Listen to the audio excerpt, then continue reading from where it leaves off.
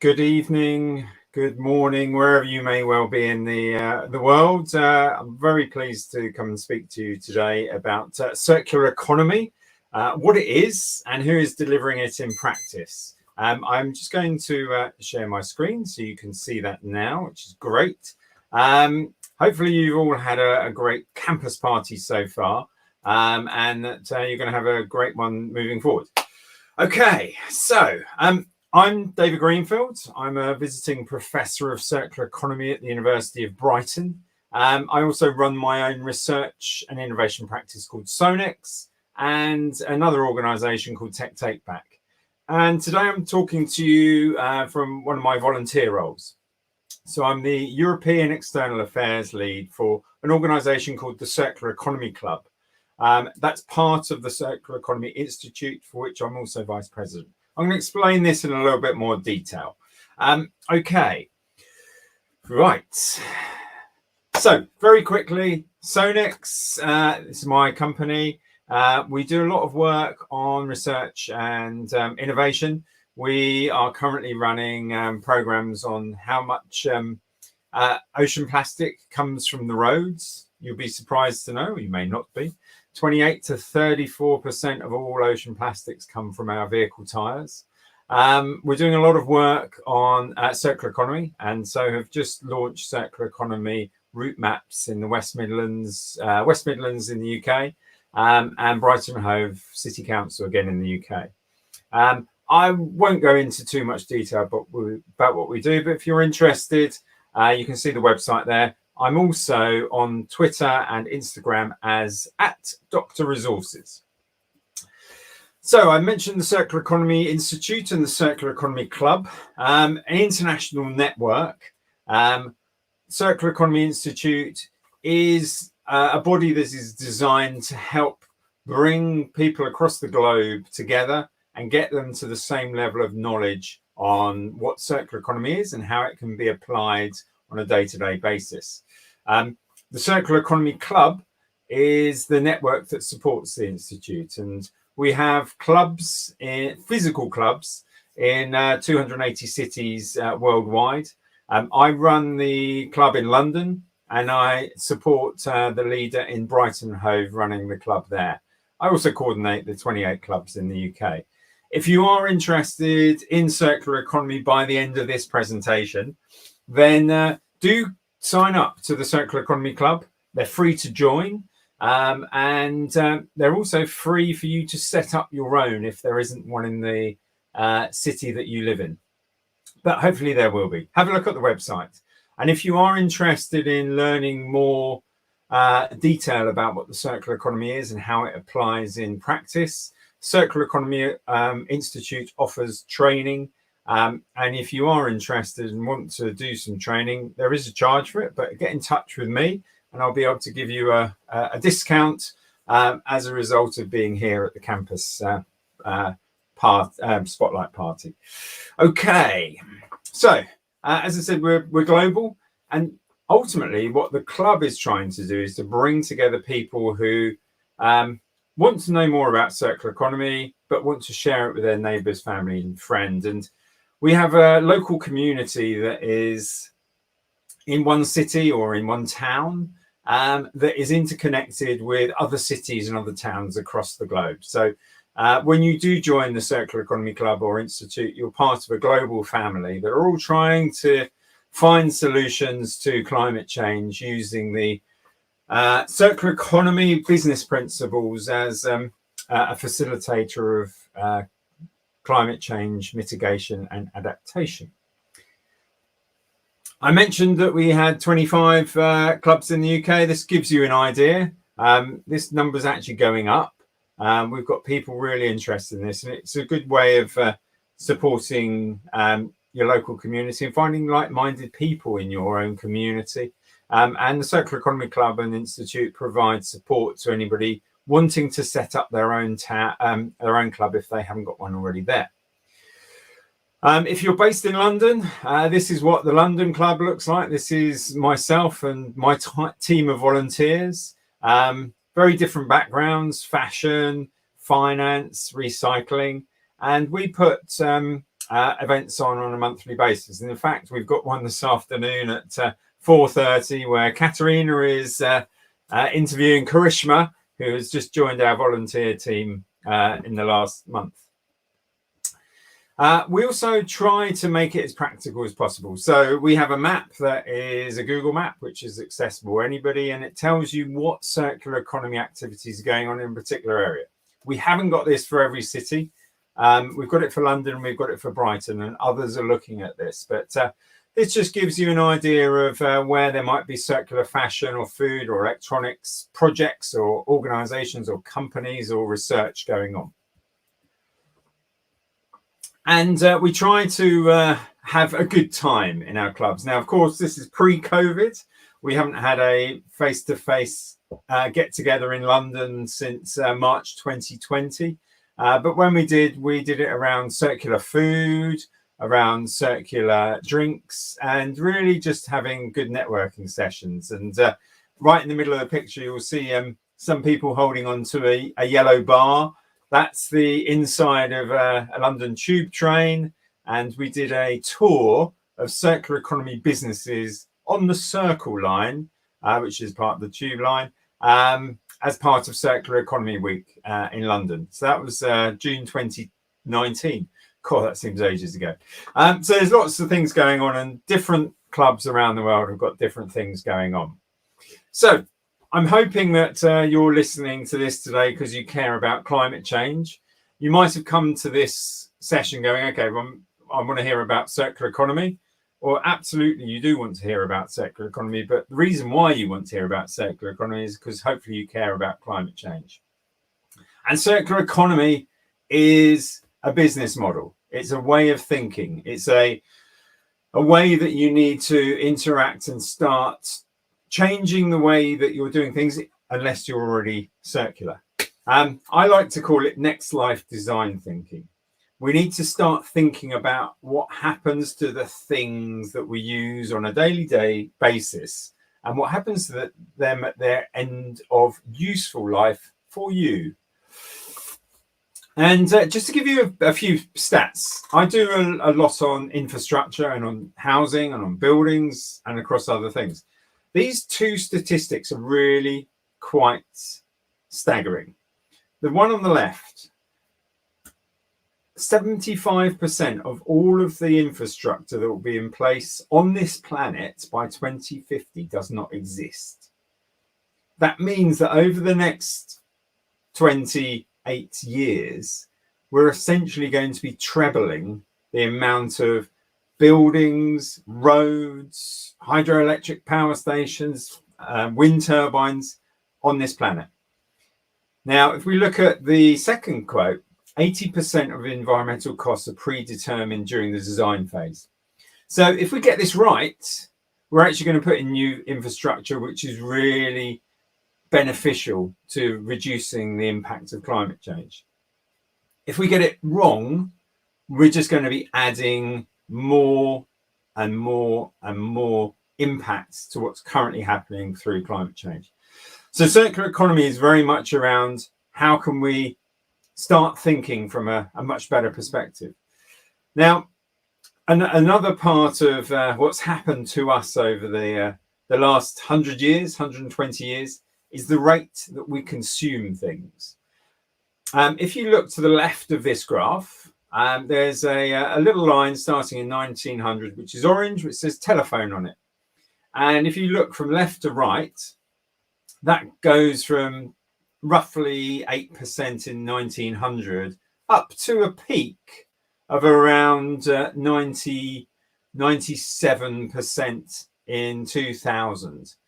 Now, that's how many households in America had a telephone and the rate of which they started to be consumed.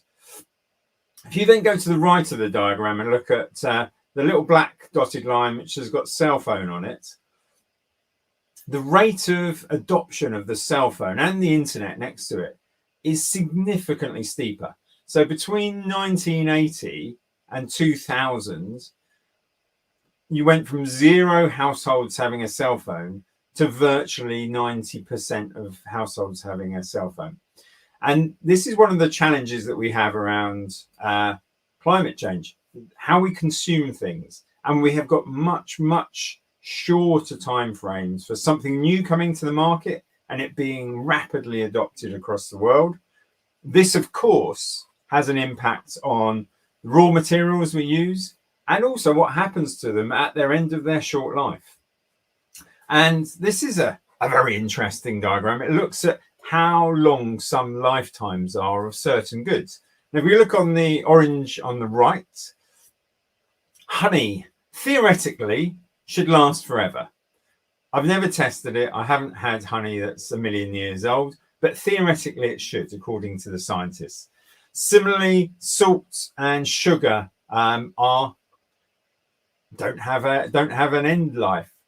Other things like oats and vinegar and milk powder, you start to see they've got a shorter lifetime. So you can probably just see in the top left-hand corner, there's a scale that says 1 year all the way down to 40 years at the bottom. So vinegar might have a lifetime of 30 years. Milk powder might have a lifetime of 25. And dry carrots, are they a thing? Might have a lifetime of 20 years. That gives you an idea of what happens in the natural world. If we look at electronics and look at some of the lifetimes of some of those items, the longest lifetime is 15 years, which was the Atari 2600 from 1977 and the PlayStation from 2000. Some of you, I suspect, have still got a PlayStation 2 and it's still working, which is great. But many of you will also have an iPod Nano or a Nokia 7650 or Windows Vista or an iPhone from 2007, which have got much, much, much shorter lifetimes. And in many cases, that's because the company that has produced them has upgraded them and put in a new model, and everybody's moved to the new model, meaning the old model becomes obsolete. That has a huge impact on what happens to those resources. And there's a lot of rare earth metals in there. There's a lot of nasty chemicals. So we need to start thinking about how long something lasts. And clothing, exactly the same challenge. This is really interesting. Hopefully all of these graphs are interesting. I have to stop saying this, but this shows you consumption of clothes in the States from the 1960s to 2010 and the relative value of clothing to individuals. So in 1960, approximately 10% of a family's budget was spent on buying clothes.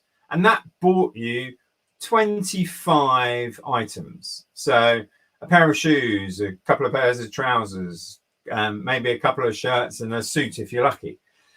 Most of it was made in the US, and that was the 1960s. And as we go towards 2000s, you start to see that the income spent as a percentage of your annual income goes down significantly. So from 10% to 3.5%. And that 3.5% of your budget, of your income, means that you can buy nearly 3 times the amount of items. I don't know about you, but I've never bought 70 items in a year of clothing. You'd be lucky if I buy 7. But fast fashion is meaning that there's a lot more people buying these and there's a lot more things to do. That means that a lot of that becomes waste. You can see that the 15% recycling rate is very low.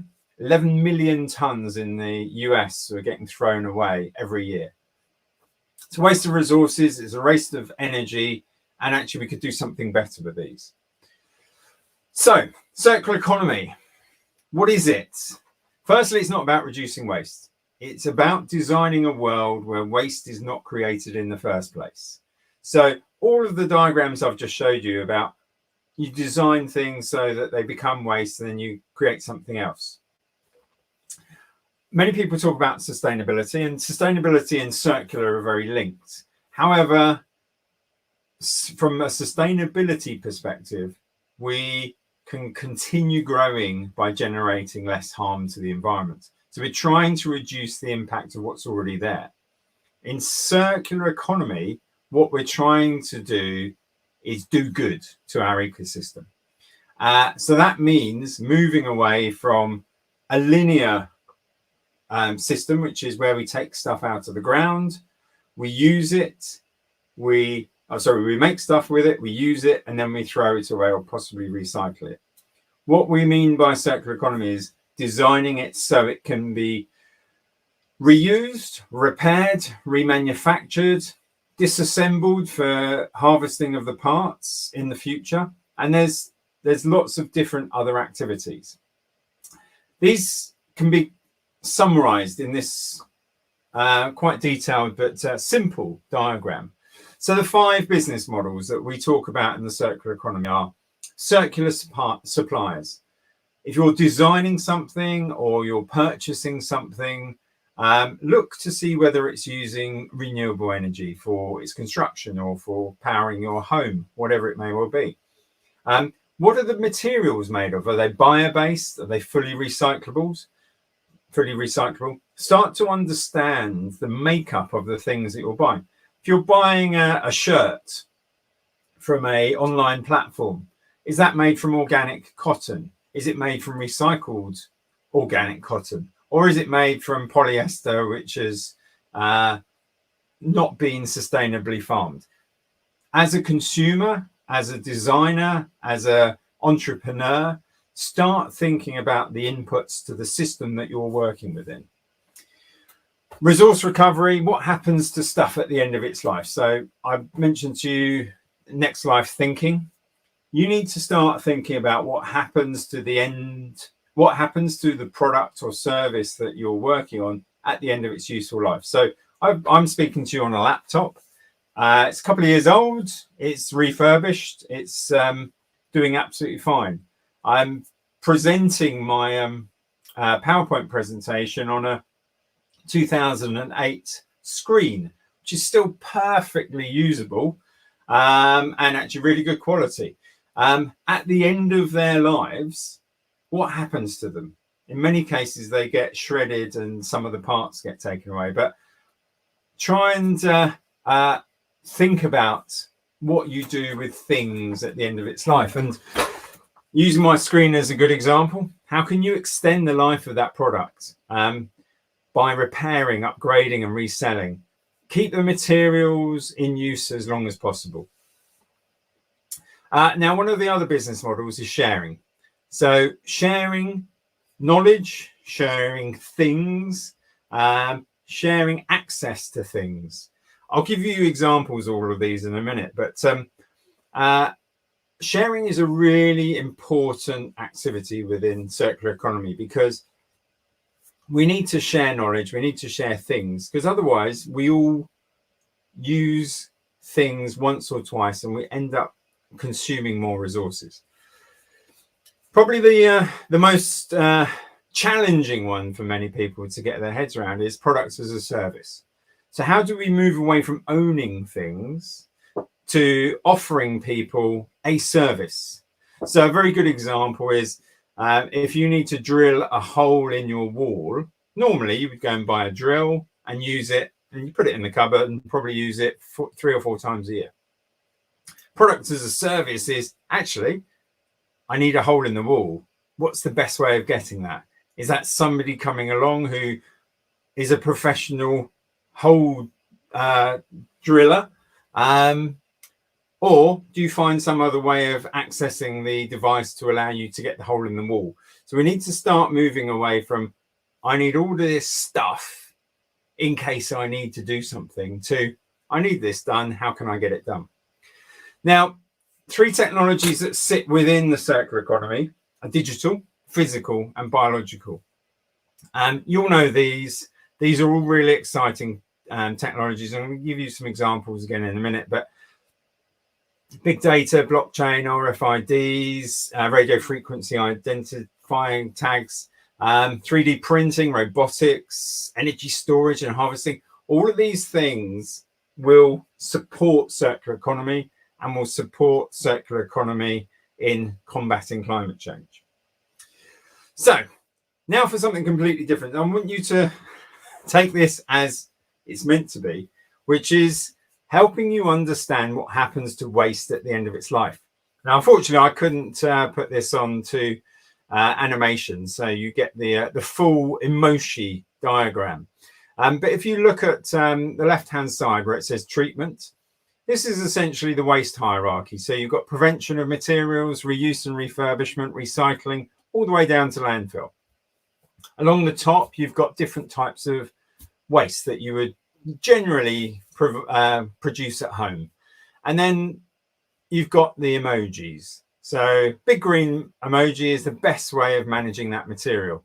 Angry red is no, that's the worst thing, and varying shades of in between. So we take food waste. Food waste is a major carbon problem. So we want to prevent food waste. So avoiding food waste as much as possible is going to be very beneficial to climate change. If we can reuse it through food banks or through giving it away to people or sharing it with people, that's also very good. We can't really recycle it because it's very difficult to recycle food. But what we then end up doing is having to go to a waste management process. So anaerobic digestion and in-vessel composting would make best use of the food waste when it is waste. So if you look at all of these different materials, they're slightly different in the way that we should do things. So garden waste, for example. Or some of us will have gardens and some of us will have gardens with lots of greenery in. I've got a purple unhappy face there. And that's pretty much because if you prevent garden waste, that means that either you stop cutting your grass and trimming your bushes, or you concrete over your garden. Both of those aren't very good for the climate. Less so not growing your grass or cutting your bushes. What you'll end up is not going out into your garden very much because it will become overgrown. But either way, it's very difficult to prevent garden waste. Actually, what you want is to generate garden waste and to keep the garden healthy, and then to do something good with that waste through in-vessel composting or windrow composting, so it can then be reimagined as a new material that can then help you sustain that moving forward. So what I want to leave with you on this diagram is to start thinking about what you do at home, what you do at school, at university, at work, with things that you describe as waste, options that you can start to consider. And this is where the life cycle of stuff comes in. If you are a designer, if you're a product manufacturer, if you're thinking about creating things, these 5 simple activities are absolutely critical to how you should be looking at things. So how do you design things so they can be circular? What materials do you use? What's the construction process? What happens during the use phase? And what happens at the next life or end of life phase? And if you have these 5 steps in your mind when you're looking at things, you start to understand the opportunities that arise from thinking this way. And these are some of the examples I'm going to give you. So we're at a party today, which is great. I've brought to you a circular beer. So this beer is called Toast Ale. It's made using wasted bread. So they work in partnership with a baker's that bakes bread that has a lot of offcuts, that you have crusts that are cut off for people to buy crustless bread. There's all sorts of waste that comes out of this baker's, and this is an industrial baker's. They take all of that bread, chop it up, and then reduce it and put it into the fermentation process, substituting a raw material with a waste material. It's also a very nice beer. So some really interesting opportunities to look at things that are wasted. So this would come into the business model, resource recovery. This is a very dynamic and challenging way of looking at things. The concepts of this is that we need to think of products as a service, and the service that you're requiring here is to have your thirst quenched. Now, normally you go and buy a bottle of water and drink it and hopefully recycle it, but some people won't do that.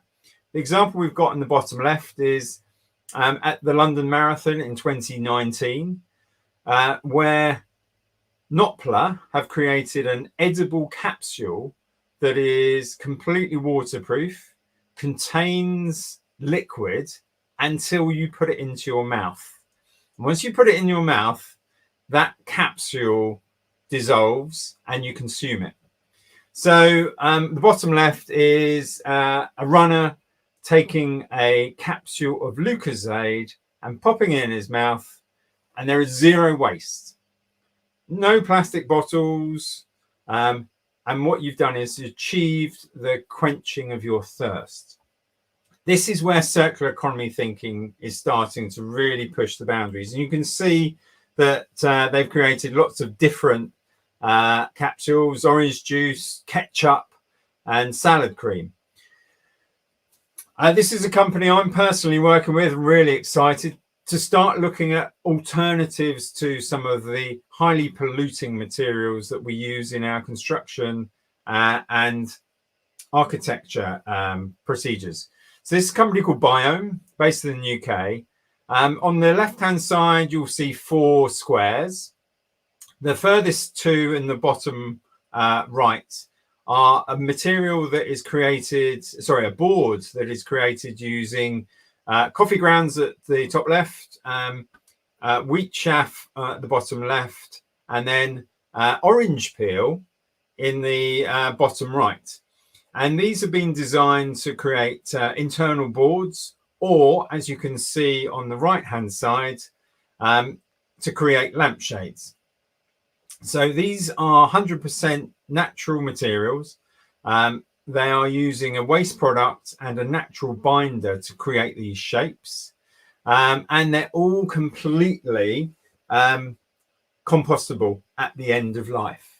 So they can also be remanufactured because you can bring them back, chop them up and put them back in the process. So they're called Obscure.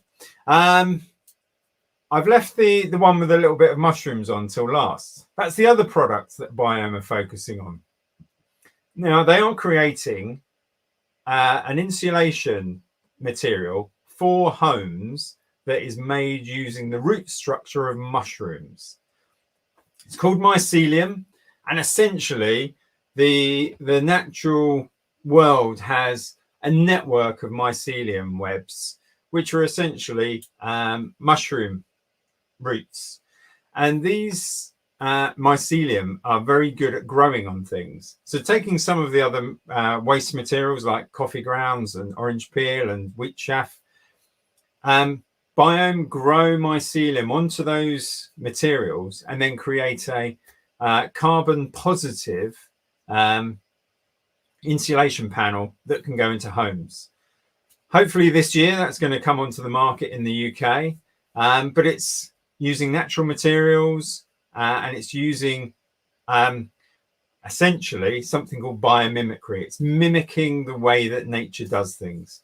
So really interesting to start looking at what materials you can substitute for things like plastic or nasty chemicals. It's another company that's looking at things from a slightly different perspective.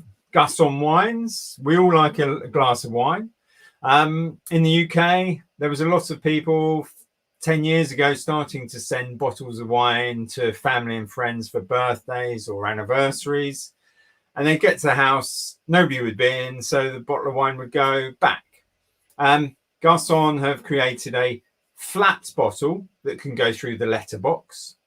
It's made out of 100% recycled plastic, PET, rPET, and can go through the letterbox. Now that's great. It stops all of the bottles getting returned to the depot, reducing the carbon footprint. But more importantly, these bottles hold the same amount as wine as a round bottle, but you can get 10 or 11 bottles in the same space as 6 traditional glass wine bottles. So when we start looking at logistics, you can transport 40% more Garçon wine bottles in the same space as traditional glass bottles. That means that you're reducing the carbon footprint of transportation, which, as we all know, is one of the big emitters of carbon. So, and this bottle is also 100% recyclable. So it's all made of the same material, even the label, so it can go through the existing recycling processes. We're starting to see this in a lot of disposable foodware, moving from a plastic or a polyester or a expanded polystyrene cup or bowl or plate to hygienic and bacteria-free compostable cups and plates and saucers. This is a company based in India. If you are going to have a party and you're going to use disposable cutlery and crockery, go for something that can be composted. Most of the party-ware you buy in the big shops has got a plastic film on, can't be composted and needs to be incinerated. There's a lot of your choice, your way of consuming involved in circular economy. This is another one. I mentioned sharing. So this is something called the Library of Things, and going back to the drill. Do you need to own a drill, or can you come and borrow a drill for a couple of quid a day to achieve your hole in the wall, or to make sure your floor is clean by putting a steam cleaner, or to bake your bread? These are popping up across the UK now, and they are autonomous, so you don't need to have somebody running them. They're accessed by a smartphone. Really interesting concept. Now I'm going to try and play a video for you here. This is one of my projects, so I've probably got a conflict of interest, but this is a good opportunity for me to have a quick swig of coffee while you listen to a little video.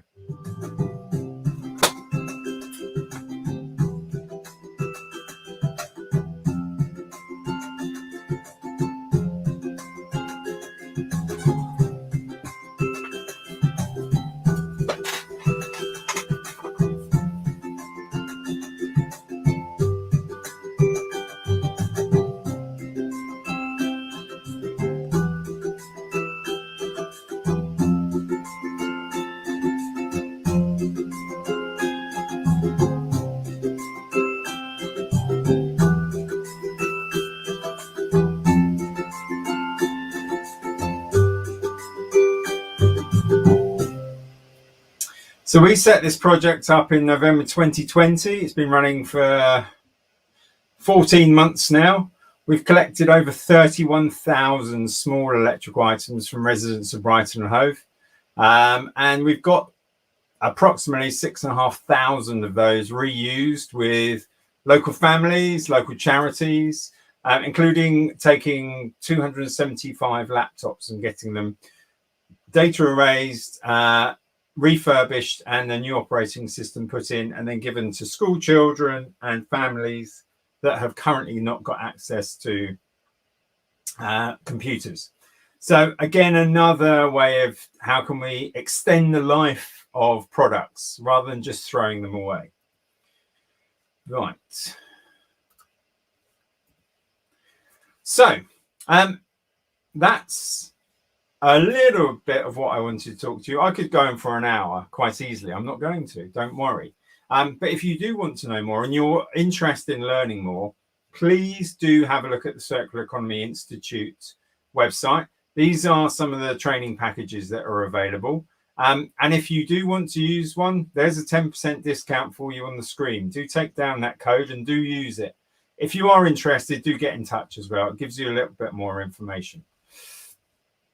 So finally, circular economy, moving from a linear system where we take things out of the ground, make stuff with those materials, use those materials and throw them away, to a design-led end-of-life thinking model where you need to consider the end at the start of what you're doing. Understand that life cycle. As an individual listening to this today, you can go off and do this yourself. start to think about what resources you consume, whether that's energy, whether that's cotton, whether that's metal, whether that's gold in your smartphone, and what happens to them at the end of their life. But more importantly, and this is the only thing you can do what you can. If all of us make a small change, we're going to start having a real positive impact on reducing climate change impact. And that is what we have to do. So thank you very much for listening. Here's some details, social details about the Circular Economy Club. And if you're interested in the London one, there's some details there. And if you're interested in what we do at Sonex, you've got my details there as an email. Thank you very much. Hopefully you found it very useful. And I look forward to any questions you have.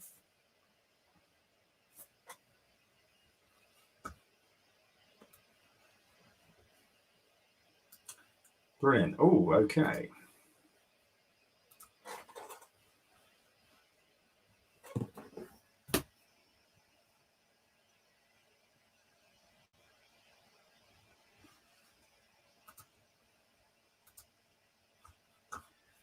Right. So, are there cultural factors that influence sustainability? Yes, there are.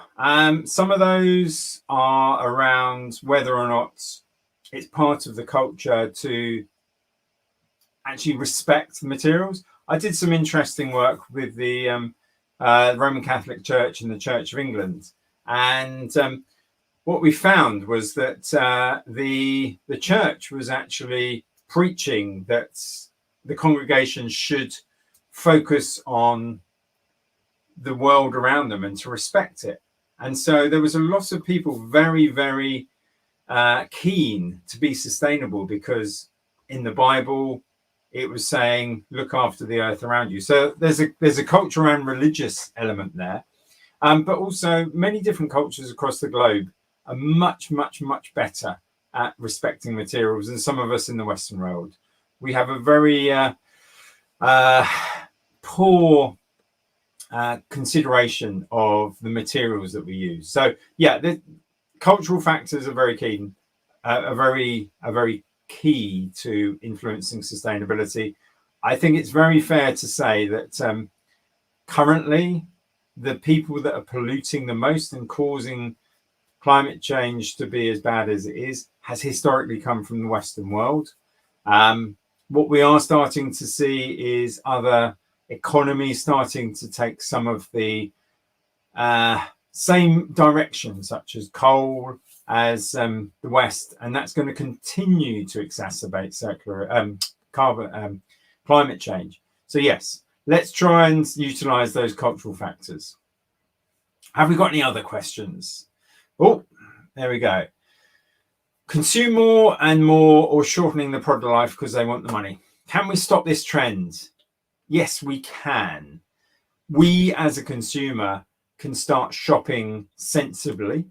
Now it's difficult because, as you rightly say, a lot of companies want you to consume more and more.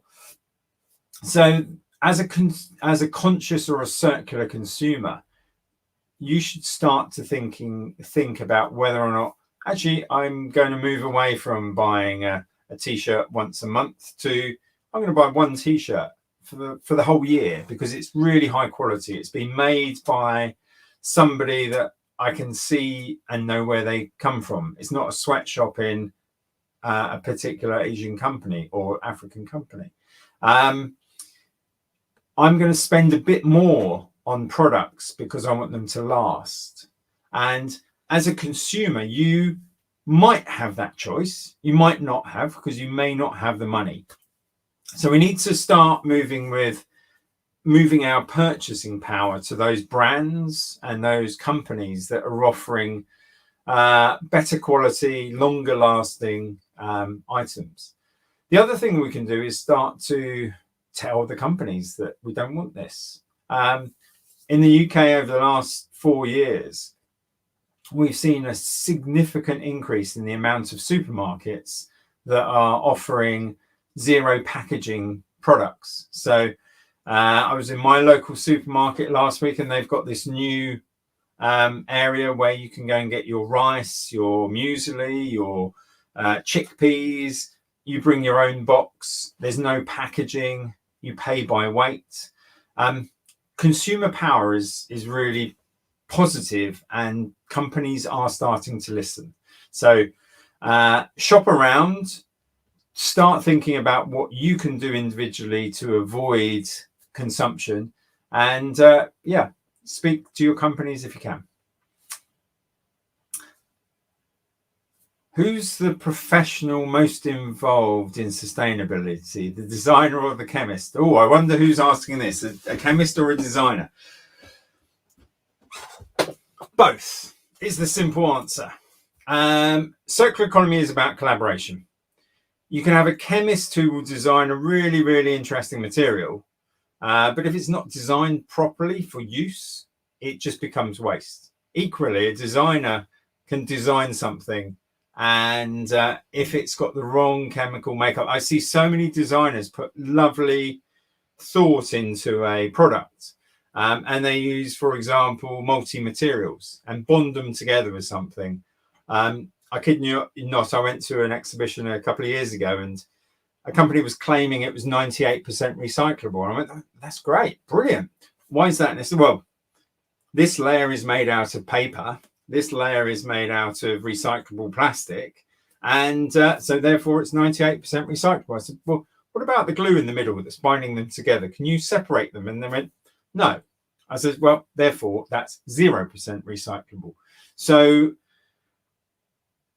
sustainability circular is about working in collaboration, understanding all of the steps of the supply chain, and the designer, the chemist, the construction person, all working together to come up with a system that works so that at the end of life, those materials can be recovered and reused and put back into the same product in the future.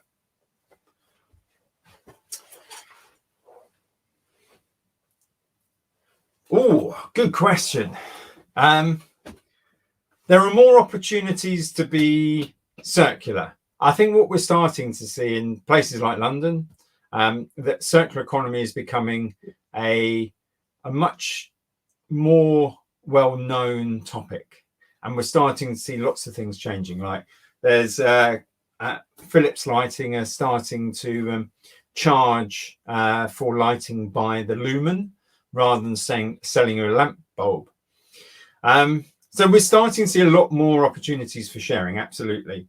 Library of Things, organisations called Freegal. Does it mean that cities and big cities are more sustainable? I would say no. I would say big cities are actually starting to catch up on what rural areas have been doing for a while. If you live in a rural area, you normally have, you know your neighbours well, you work closely with them, you'll share stuff. So I think it's about understanding the locality you're in and looking at that and trying to do what's best for that area. I don't think you can compare them. Big cities are getting better, but because of the nature of the city and the transportation and the energy consumption, they're not going to be as sustainable as some of the more rural areas, but they are getting better.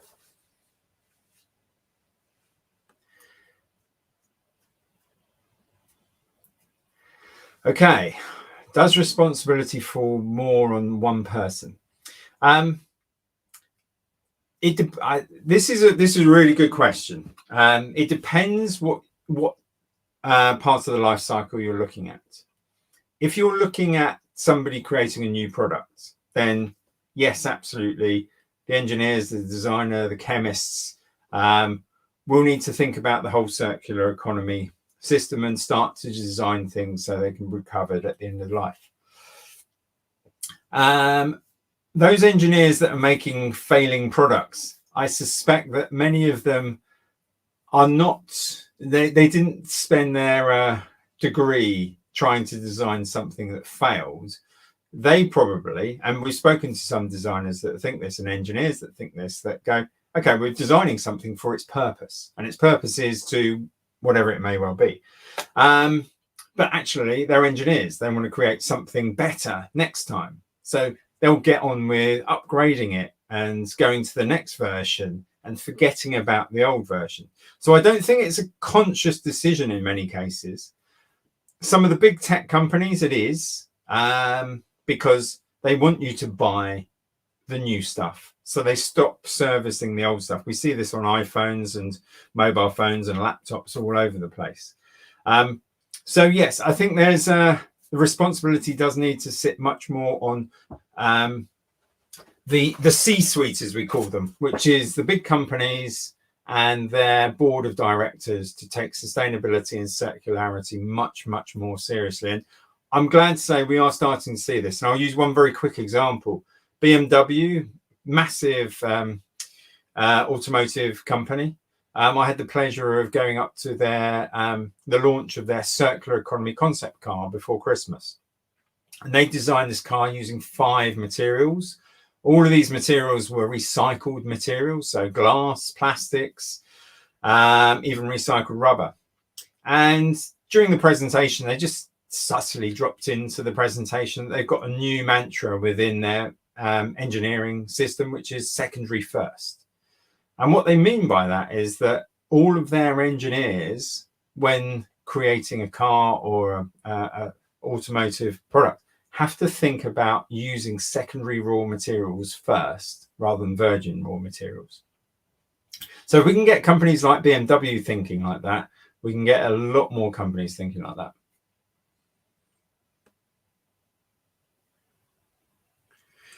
Oh, I'm not going to answer this one. There are so many colleges out there that teach sustainability. It really depends on what you're looking for. But what I would say is on the Circular Economy website, there's a link to some circular economy courses. Do have a look at them. It's becoming a really hot topic. 5 years ago, sustainability and circular economy were add-ons to courses. I now know of 7 or 8 circular economy specific degrees that modules within a degree that are being developed. And in many cases, actually, they're coming from the business school. So from your perspective, if you're looking at your next step and you want to do some higher education, do start to have a look around and start to see what's there. There's some short courses. There's some full-on 2, 3, 4 year courses.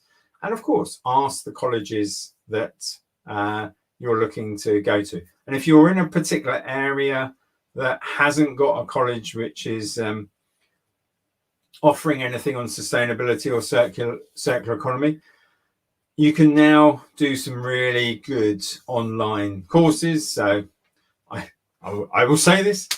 You can go and have a look at the Circular Economy Institute. We've got some very good training there. It's 30 hours and you get a really good insight into what circular economy is.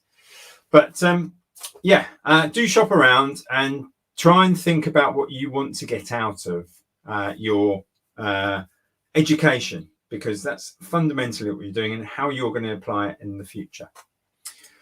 So I think that is virtually time.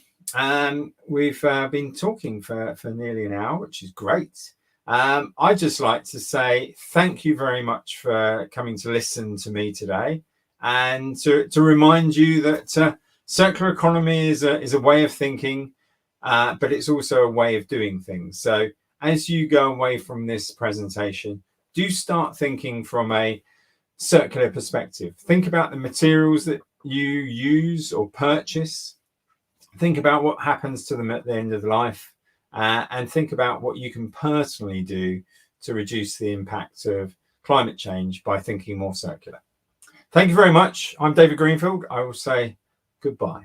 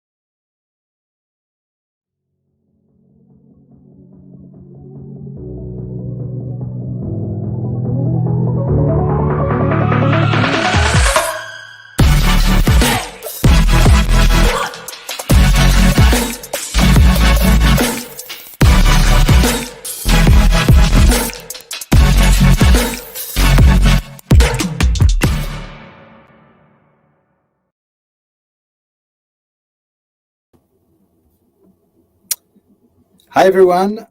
My name is Tanguy. I'm the co-founder and the chairman of Lizzy. It's a real pleasure to be here today. I'm from France, as you can hear my accent. So excuse my French, as we say.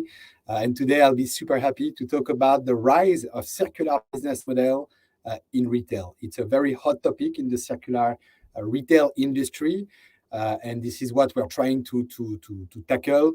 I will talk very little of who we are at Lizzy, even though a little bit, but the goal here is to give you more information about the issues of retail, why circular economy, what are why the future can be bright in this industry. So actually, I'm going to jump on the presentation, but this is basically the agenda for today. First, I will talk about the state of retail, how polluting is the retail industry on the planet. Then we will talk of the consumer shift, which will lead to obviously the solution, but we are the solution, we consumers. We are being more and more aware of the impact of consuming, of our consumption on the daily basis.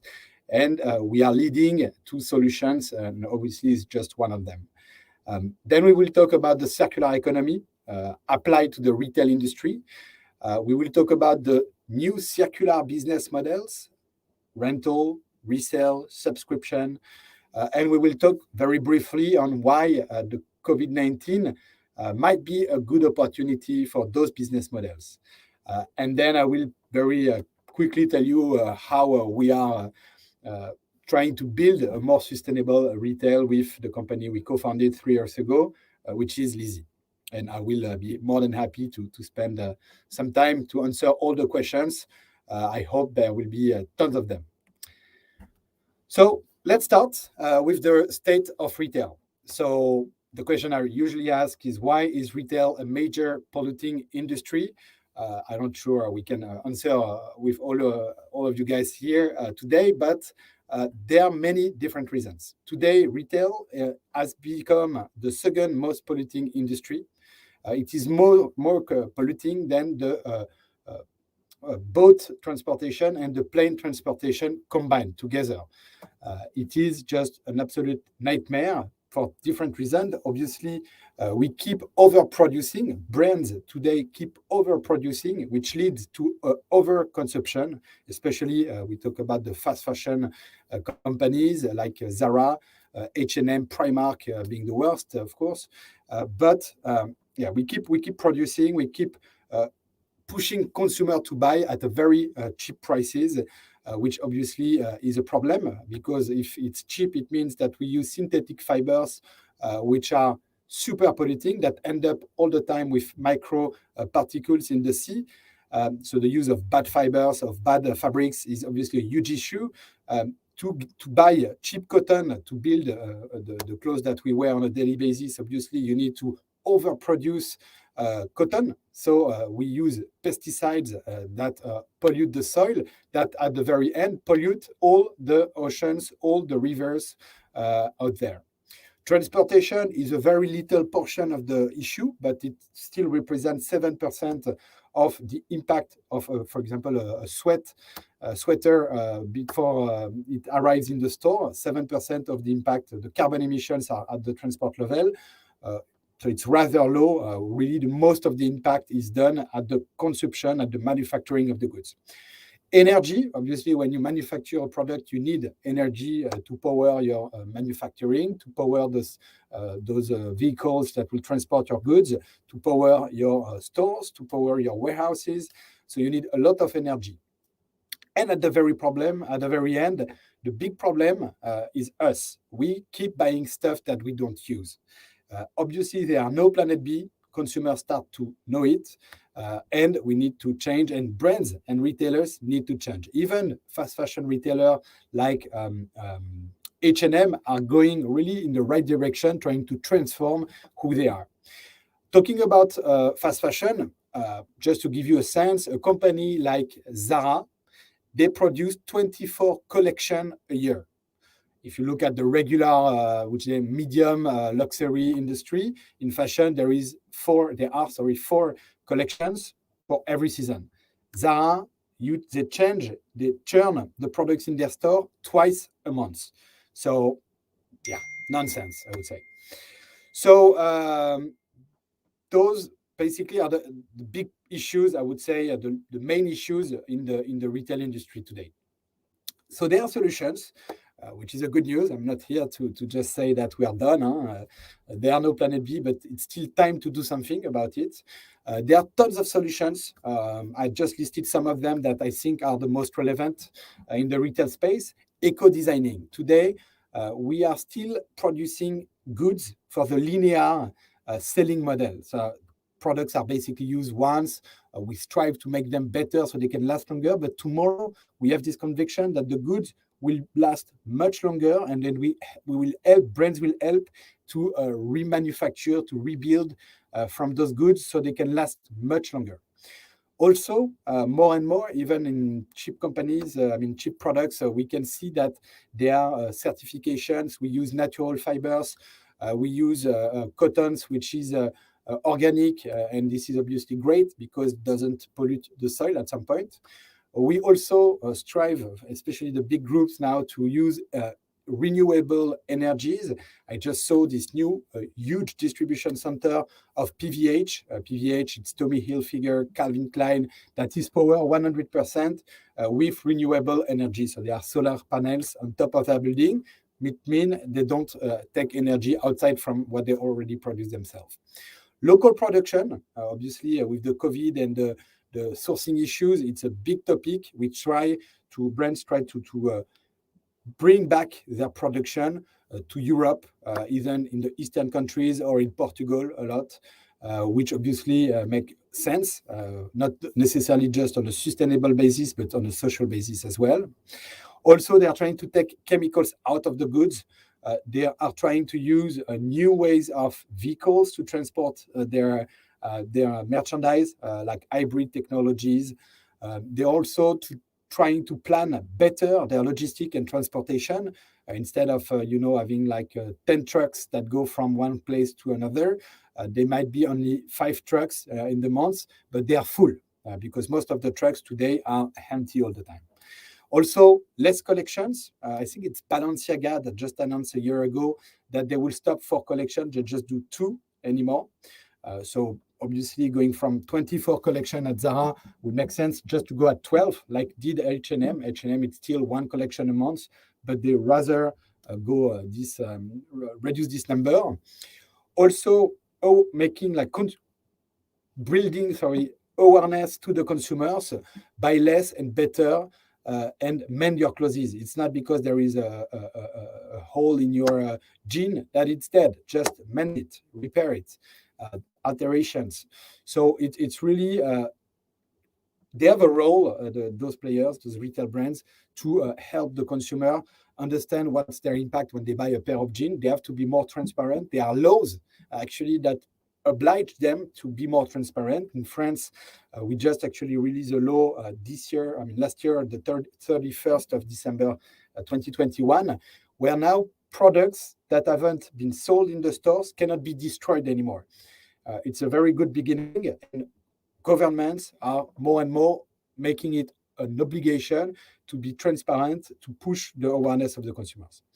Circular business model, obviously, is a good point, also a good starting point for brands to optimize the garment use and extend the product lifespan. Today, a product, a jean, for example, is a resource which is not unlimited. It's made of cotton. It allows to build a jean, you need 20,000 liters of water for 1 pair of jeans. So obviously, if you can grow this the usage of this pair of jeans instead of a few usage, well, it makes sense for the planet. And also the end of life of products. Sometimes a product just cannot be worn anymore. Then you can transform it. You can use it, upcycle it, or recycle it. And there are tons of companies that are flourishing around the world that use the materials from those products to build different type of products. For example, isolation fibers for the buildings out there. So consumer shift. Also, the question I like to ask is who's buying or renting? Who did that last year in 2021? Usually, very little people actually reply that they did. But if you think about it, you all go on Airbnb. The functional economy is something that is rising. You all book an Uber to go from point A to point B instead of using your own car. So this is the new behaviors of the consumers. And today, I just wanted to touch base on this consumer shift. Why consumers are shifting and why, we'll talk later about it, why the pandemic accelerated the shift. Consumers today, they want to be driven by sustainability. It become a big topic. They have to make sustainability in their life a topic. And it's not just the millennials, it's everyone. 80% of the consumer, and that's actually a KPI from KPMG, 80% of consumers today, for two products that are similar, will choose the company that have a sustainable approach. You don't have to be perfect, but you just have to say that you are doing something for the better. So they are more and more mindful, and that's obviously a very good news because these consumers are driving the change in retail organization. Younger consumers are definitely looking for variety. If you buy and you have like a limited budget, at some point you have to stop buying. So you will wear the same products all the time. The millennials today, they want to live experiences. They don't really care about owning anymore. They want to be seen on social media, TikTok, Instagram, Facebook, with new products all the time. It's like a show-off world that they are living in and that they are growing in.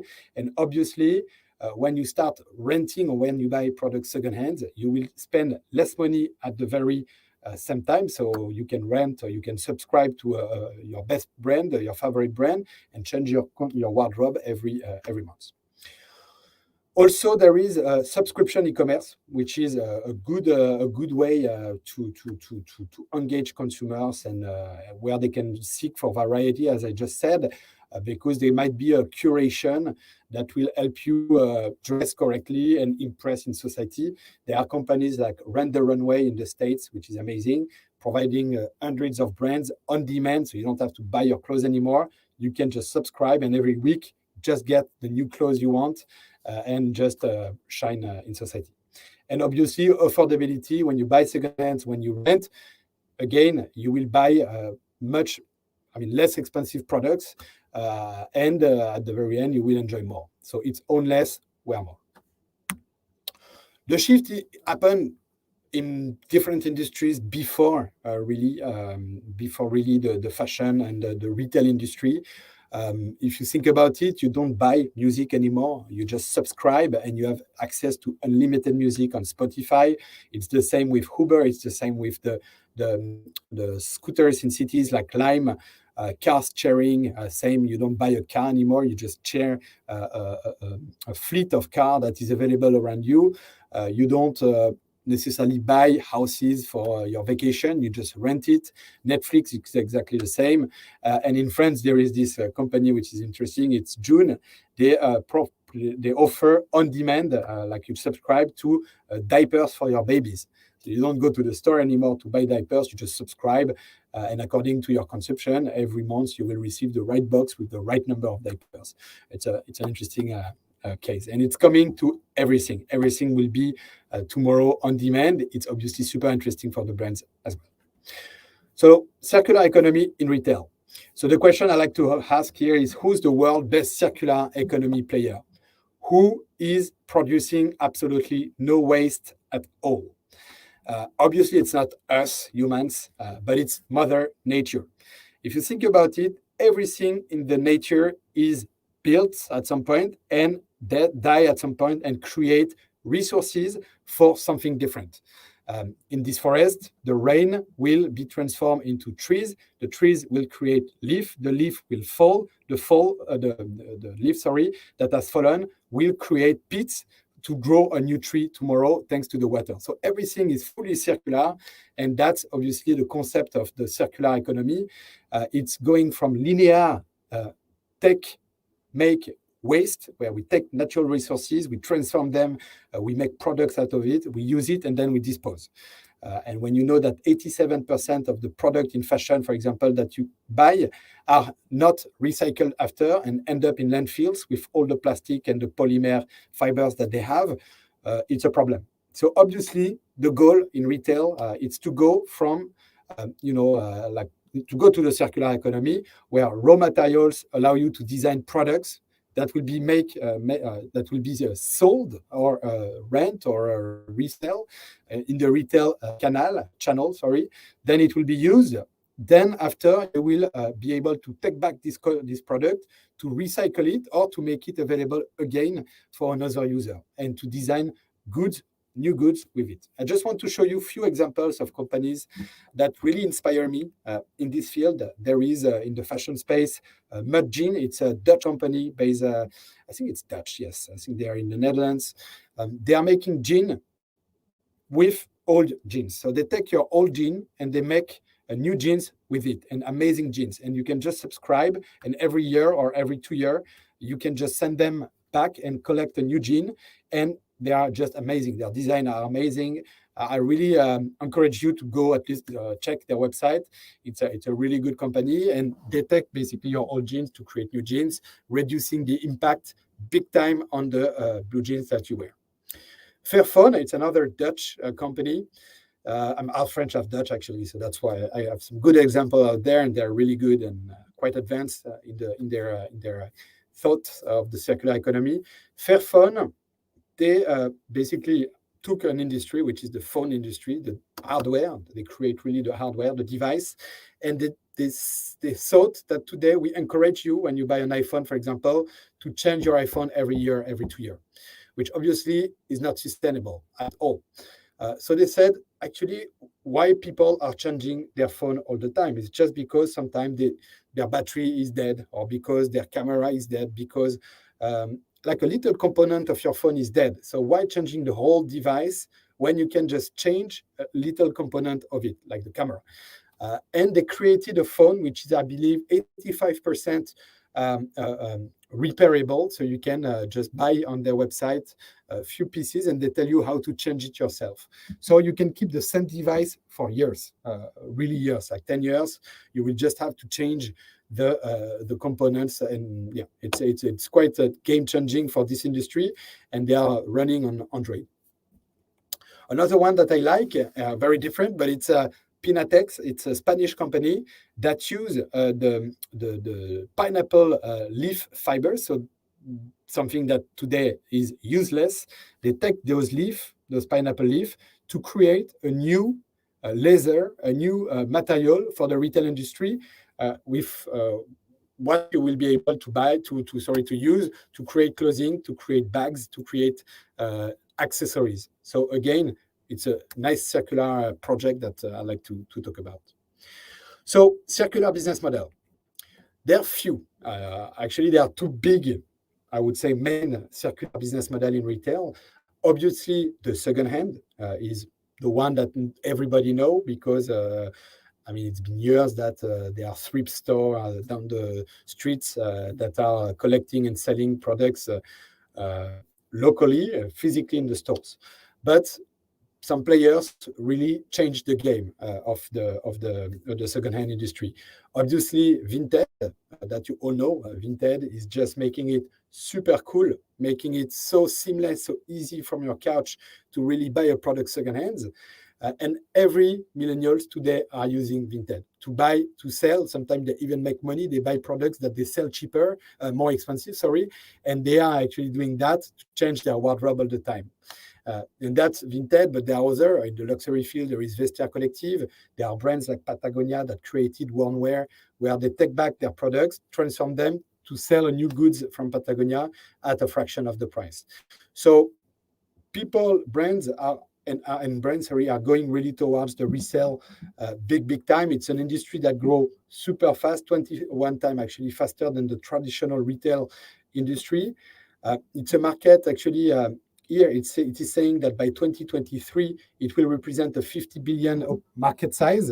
If I update the number, it's actually 70 billion, and it's the same study from a company in the US that is called ThredUp.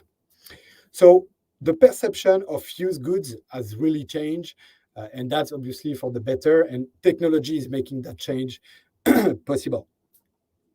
So it's a market which is quite fragmented. So you will see brands trying to go towards secondhand, but it's a little hard because there are like pure players like Vinted that really kill the market.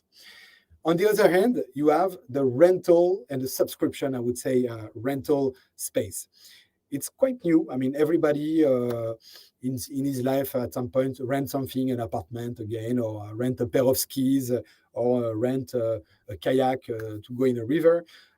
But it's very locally, it's very physical, it's very like small, the market. Again, technology is taking this market to a whole new level.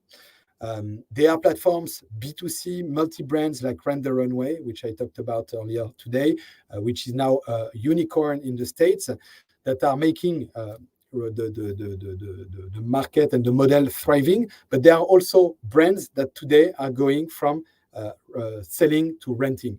And I will talk about those that we are working with, but it's a very interesting model.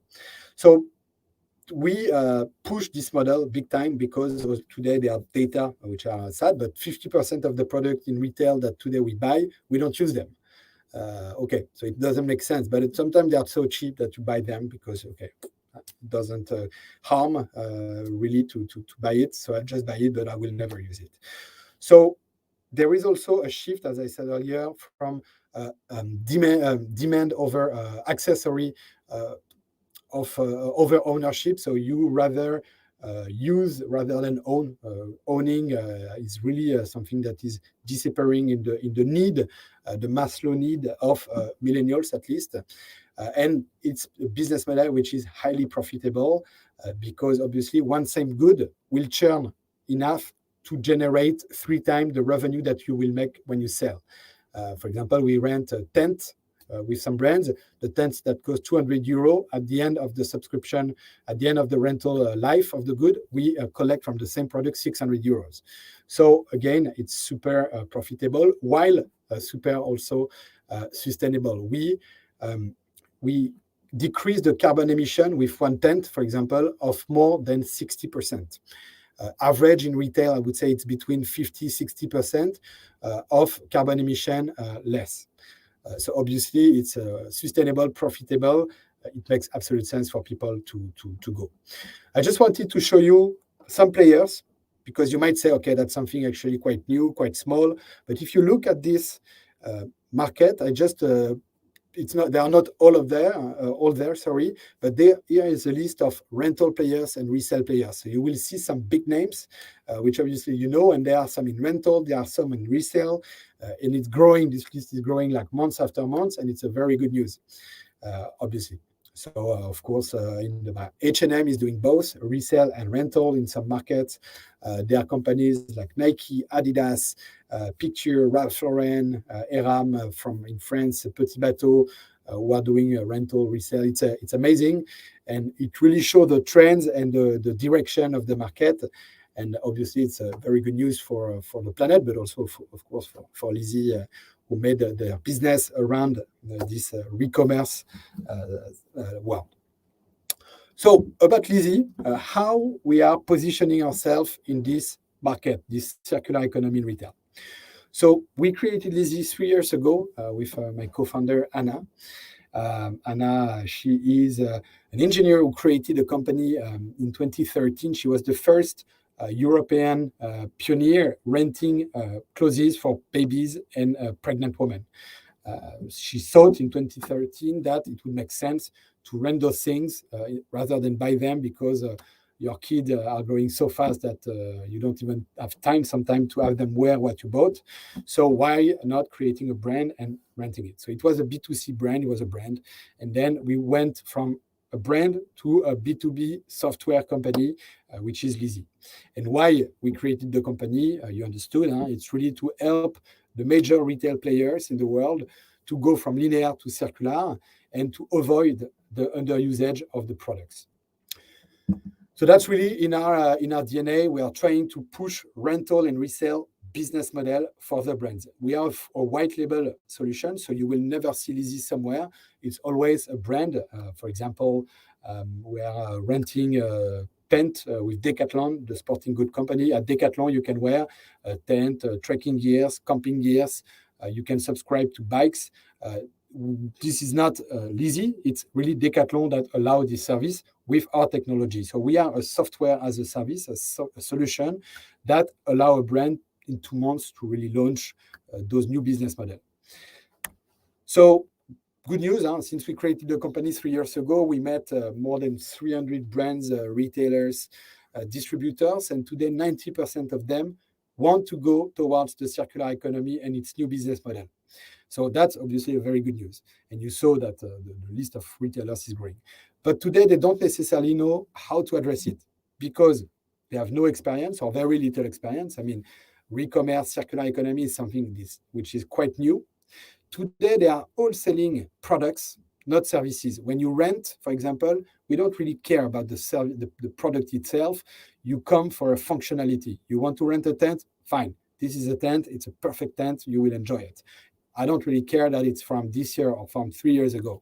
So it's really service over products. And that's a mindset that needs to pivot, and it's quite hard for retailers and brands, especially the bigger they are, the slower the change is easy.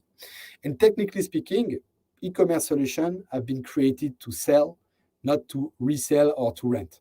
So technically it's complex, and if you look at the logistics, it's even more complex. Brands today, they either work with their own distribution center, their own warehouses, or they actually rely on third-party 3PLs, third-party distribution centers.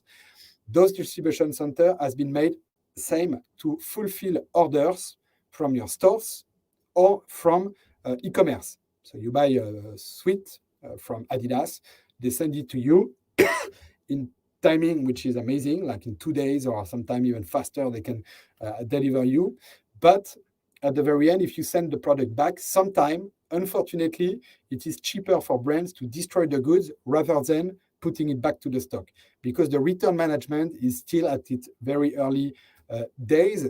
And when it comes to returns of goods that you actually wear when you rent, for example, or when you send a product that has been used before, you need to refurbish the product. And those workflows are not handled properly in the existing software.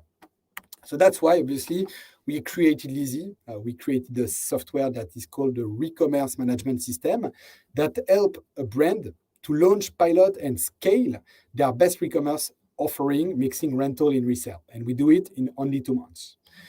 Brands today, they do it because they all have ESG goals. They need to improve their impact on the planet, and renting, reselling is a good way to improve this impact. Again, we can split by half the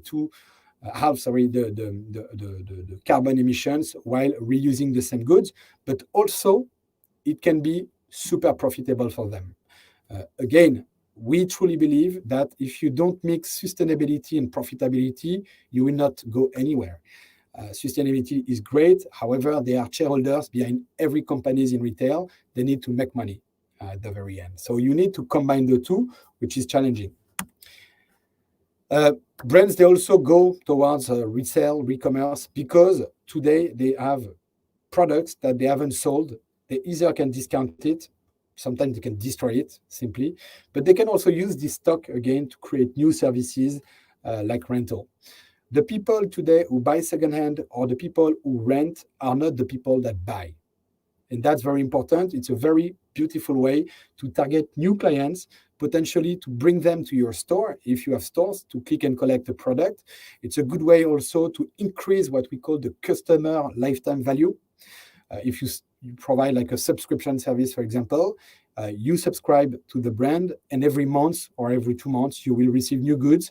And at the very end, you will spend much more in the brand than what you would spend if you just do a one-shot buying. And you collect tons of new data about your clients, about your products. And our goal, our dream really is that they use this data to tomorrow better eco-design the products. Our vision, sometimes we say that we are full to say that, but our vision is that within 20 years, we want to reduce by 2 the manufacturing of new product in retail. We will produce much less product. We will produce much better goods, the better quality, and we will optimize the usage of the products that are manufactured. And that's truly like the reusing component that we want to accelerate. So I'm not going to spend too much time technically of what we do, but we provide e-commerce and a logistic solution to brands and retailers to help them really launch and scale e-commerce software services in just a weeks. So we manage the full life cycle from first usage to 20th usage. We provide the full solution, logistic again, and e-commerce. And we tie to those services also recycling services, because obviously when your products are dead, they are just dead and they cannot be repaired sometime. You need to recycle them or upcycle them. So we connected a few partners worldwide that can take your merchandise to make a new thing out of it. So today, Lizzie, to give you who we are, where we are at. So we are a team of 25 change makers. We are working with about 20 brands in different industries. Sports, we work with Adidas, with Decathlon.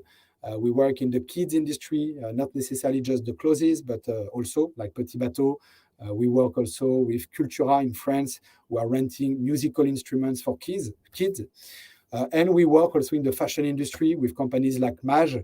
You can just rent your dress, party dress. You have a party, you want like an amazing dress, you just rent it at 1/5 of the price. And you can change every week during the wedding season, for example, your outfit. We are launching many different projects, amazing this year, with other verticals. For example, we are about to launch a service of electronic products. So you will rent like a machine to make popcorn for a birthday party of your kid.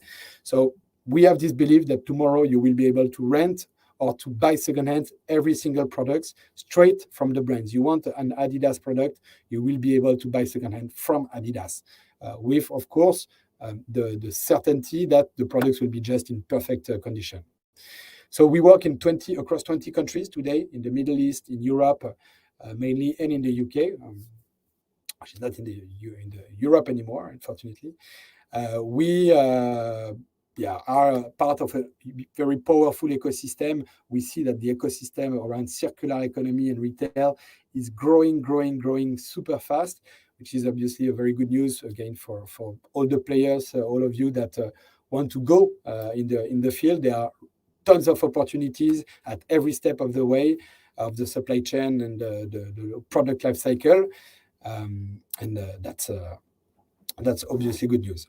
So just about the pandemic, I just wanted to talk about it because I truly believe that, we saw that the clients who were live before the pandemic are doing much better after the pandemic. I'm not saying that during the lockdowns period it was easy for them and for us, but after, when, for example, the outdoor platforms were live, and after the pandemic, they all thrived, and the conversion rates went up and up and up and up and keep going up. So really, we believe that the pandemic accelerated the consumer shift because people had time to ask themselves, how the hell did we end up there? We use the time also to read maybe more. There are also activists like Greta Thunberg that kind of open the eyes of consumers on the real impact of things on the planet. So I think people now want to consume better products, to consume more locally, potentially to consume a little less. And obviously this leads to the behavior of consuming circular and make the thriving of circular business model like rental and resale. So yes, the pandemic, and we see it across all the retail verticals, electronics, fashion, sports, is an opportunity, and that's obviously a good news. Yeah, that's about it. I hope that you have tons of questions. I want to keep it's super open. You can tell me if you believe in it, if you hate it, if you think it makes sense, or if you have testimonials, experiences.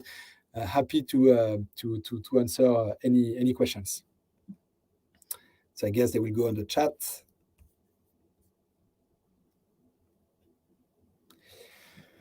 The most eco-friendly fiber. I think cotton is a good one if it is well produced, but you can create fibers out of waste. And that, I think, to me, like natural waste, like as I said, Pinatex using pineapples waste to create new fibers. I think those are even more sustainable because you don't even have to grow them. They are already there. You use the resources that are already there. There is another company called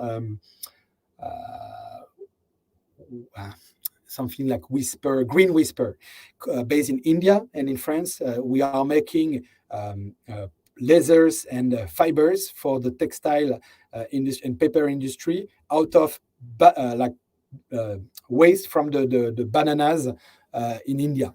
So it's a big economy in India. Bananas, they grow bananas, and there are tons of waste, and they are using those waste to basically make the new fiber. So the best fibers are obviously those that are already there, just need to be transformed. Are those models of sustainability also applicable outside the retail world? Of course, I mean, you can basically the circular economy. So we just talked about the circular economy in retail, but there are also ways to apply it to the energy, to every industry.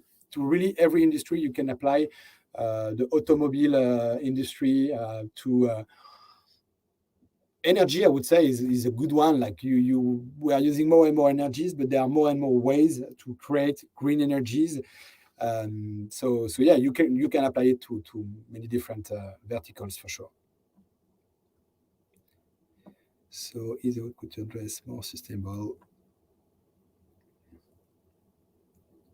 Possible this can dress, you are less likely to throw it away without using it, reselling it. I don't think that a haute couture dress is necessarily more sustainable. Obviously, like Primark, they don't care today. They don't really care about sustainability. So yeah, haute couture, of course, you buy because you think, at least you think that it's more sustainable, that you have more visibility. But there are companies like H&M, again, that offer very cheap products, but they are making those products out of recycled fibers. And so it's not necessarily, I would say, a price point criteria, but it's more the transparency that the brands will provide to you consumers on where this product is actually coming from, what was the energy necessary that was necessary to create this dress. Haute couture, the standards are necessarily higher, but there are companies like H&M who are going really the good way to make sustainable products at a very decent price. And the second question was about the reuse. Obviously, a haute couture dress also might be better designed, so it will last longer. But even still, I'm not sure about that. Sorry, the last question, I didn't see it. What about fashion? They are the ones that keep changing the way we dress. We need less fashion. I agree. I mean, the fashion industry is the worst in retail, for sure. The most sustainable products are those that you already have.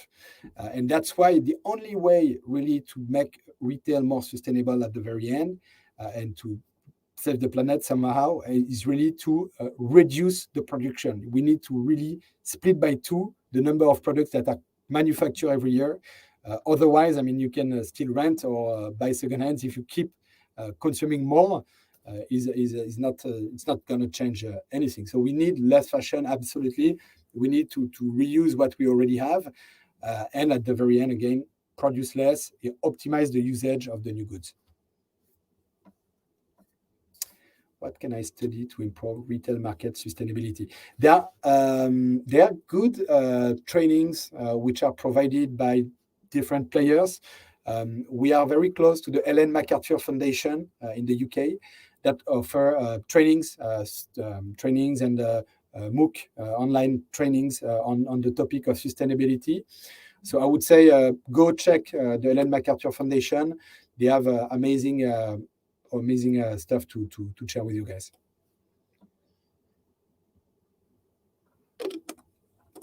Personally preferred brand. Good one.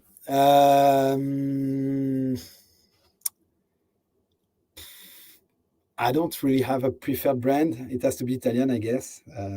No, I like a brand called Octobre Edition. It's from Cézanne. You might know Cézanne. It's a DNVB, a French DNVB, and they created like a brand for men called Octobre. They are trying to be sustainable. It's not the most sustainable brands. For men, to be honest, they are very little. There is no subscription services of clothing for men. There are tons for girls, not for men. So for men, yeah, there is no like there is big opportunities, I would say, but yeah, I would say October is a brand that I like.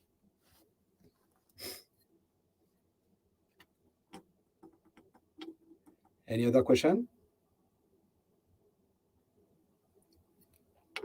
All right, I guess that was the last one. I hope it was actually of interest for you guys. I'm just sharing. I see I have one more slide. Yeah, here actually these are good resources for you, so you can take a picture or print screen. But those are four, I think, very interesting studies if you want to go deeper in the retail sustainable field from Ellen MacArthur, obviously, but also Accenture made one in 2019 who was interesting. And the State of Fashion, which is a report that is going out every year from Business of Fashion and McKinsey. Every year they talk about it, so you can check the one from this year, from last year, 2 years ago.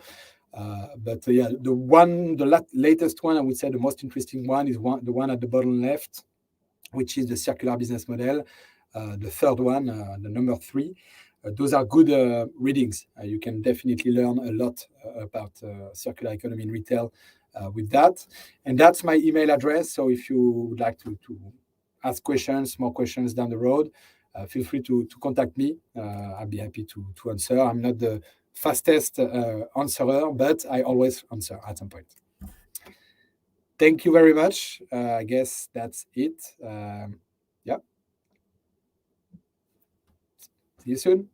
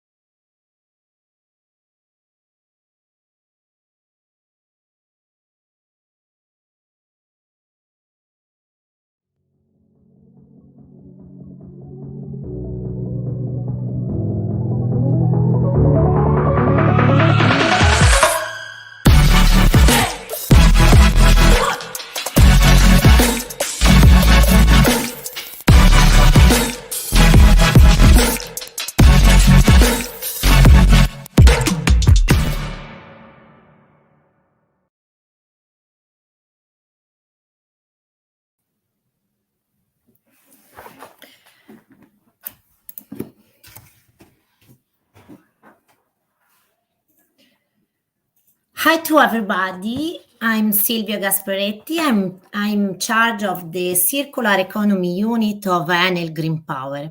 And today I would like to talk with you about two concepts. The one is the circular economy and the other one is the energy transition, and how to tackle the energy transition challenges through circular economy approach. I think that most of you know the meaning of circular economy. The circular economy is not a matter of waste recycling, but is something more. So let's refresh our knowledge with this video.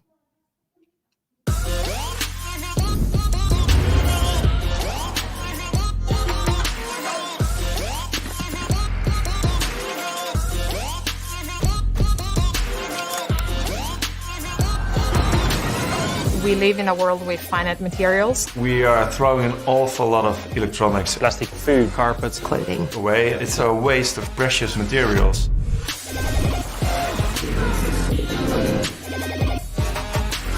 If we could build an economy that would use things rather than use them up, we could build a future that really could work in the long term.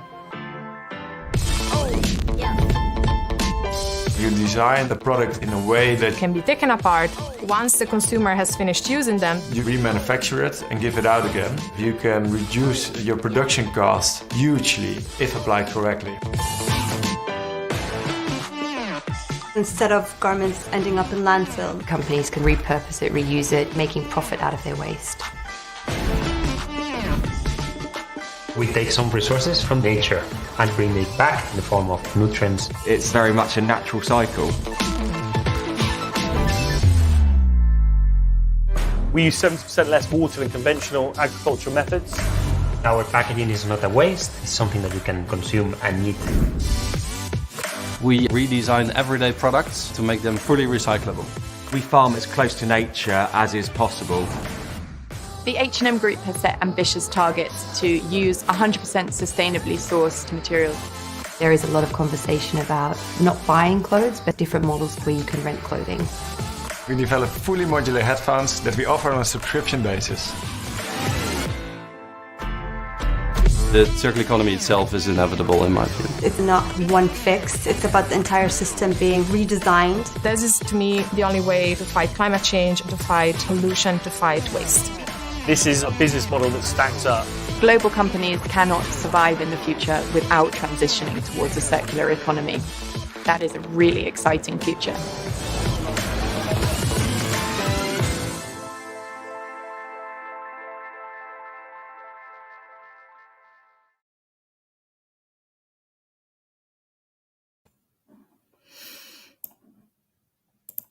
Okay, so let's summarize what circular economy means.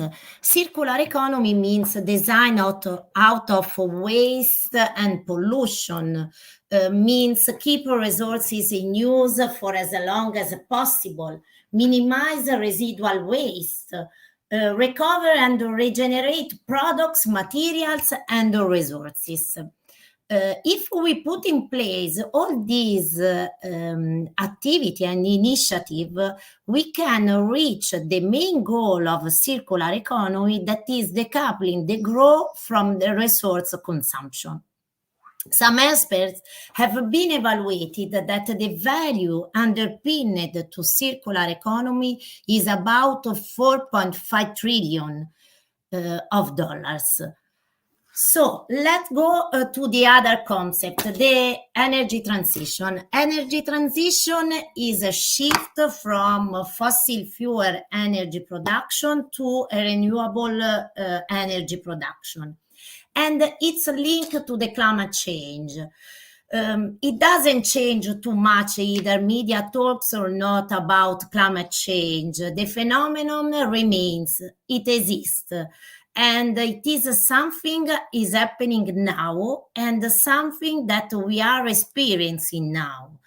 But climate change is not the only emergency of the world, of the global world. There are several others, like the pollution, like the resources consumption and shortage, but also social emergency. As I said before, the energy transition can, since it is the transition from the fossil fuel energy production to renewable energy production, can help us to tackle the climate change.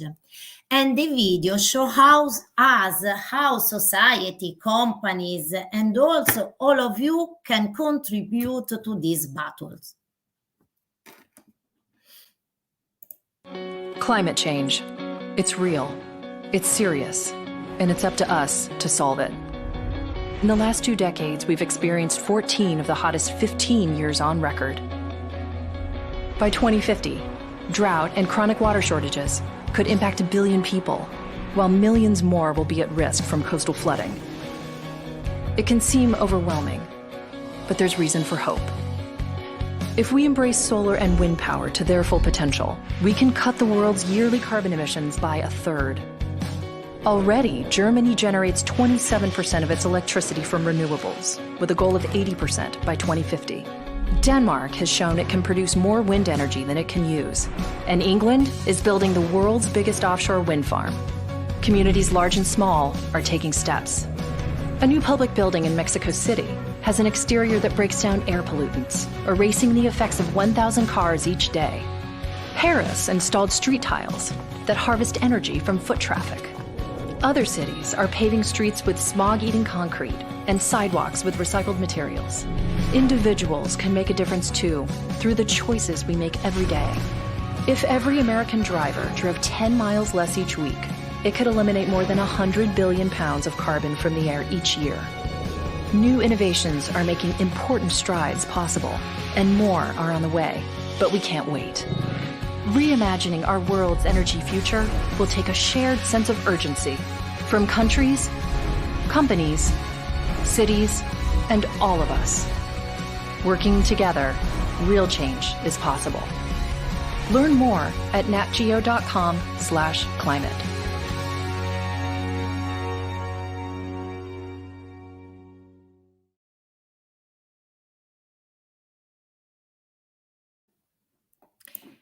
So the population is growing, the consumption is rising, the environmental degradation is running. Consequently, the current global system is unstable and urgent action is needed. We need to reformulate the way we produce and consume, and the circular economy can help us in doing this. The transition from fossil fuel to renewables will not only concern energy generation, but it will affect the global society and the economy as a whole. And as Enel Global Green Power, we want to be the leader of a fair energy transition. But what does it mean, a fair transition? It means to produce not only green energy, but a sustainable energy. Through the passing from the coal to renewables, in order bringing socioeconomic and environmental benefits, creating value for all our value chains, including our suppliers and our clients, and leveraging on circular economy. Which are the pillars on which the circular economy is based? Are 5. The first one is related to the circular inputs, trying to increment the use of renewables energy, renewables materials, reusing materials, recyclable and recycled materials. The second one is the product life extension, extending the useful life of a component of a material through the design to the maintenance and the repair. The third one is the sharing platform, increase the use rate of a component through share, use, access, or ownership. The fourth one is the product as a service. Try to sell to clients a service instead of a product. And the last one, but not the least, is a new life cycle. So trying to recover value from all the streams in order to maintain value through process like upcycling, reusing, and recycling. As I said before, as Enel Green Power, we are spreading all the circular economy process and criteria along all our value chain, starting from how we are buying the products in a sustainable way, and how we can do it. We can do it through the supplier selection related to some topics like integrity, health and safety, environment, human rights, to the suppliers' engagement through incentive rewarding mechanism, in order also through the measuring the performance of our suppliers and co-innovate with them through the circular by design process in order to produce more sustainable equipments and more circular equipments. Then we are achieving our goal to generate sustainable energy, introducing in all the value chain, starting from the idea of the plant, the design of the plant, the construction, the operation, and when it arrives at its end of life, the repurposing or dismantling in a sustainable way, including circular economy initiatives. One example is the sustainable construction site, is a pillars of our business line, in where all the sustainable and circular one initiatives are implemented during the construction of the site. And here are reported some examples like reuse of excavated soil, or recycling of materials coming from the packagings or the construction of our plant, recycle of water, and so on. I would like to show you a very short video that can explain you the concept behind the sustainable construction site. Sustainable development enables us to meet the needs of the present generation without harming those of future generations.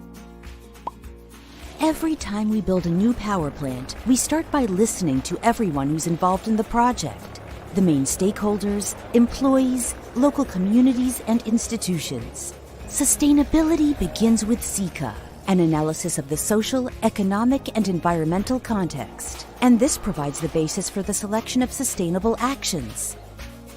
We build greenhouses for the plants that have been removed from the construction site. We use solar panels instead of diesel generators and provide efficient energy solutions for public spaces. We train and hire people from local communities. We support the creation and improvement of small and medium enterprises. We use electric vehicles to reduce air pollution. We recycle and reuse material from the construction site. We reuse wastewater.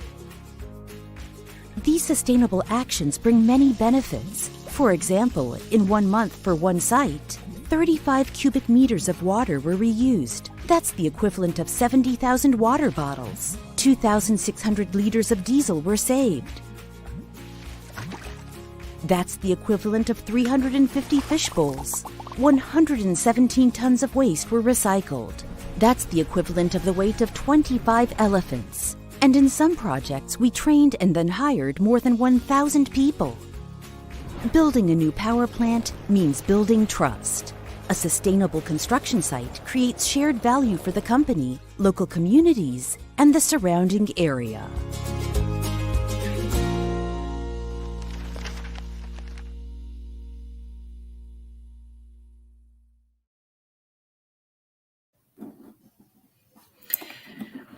When the plant is constructing, we start to operate it in a sustainable way.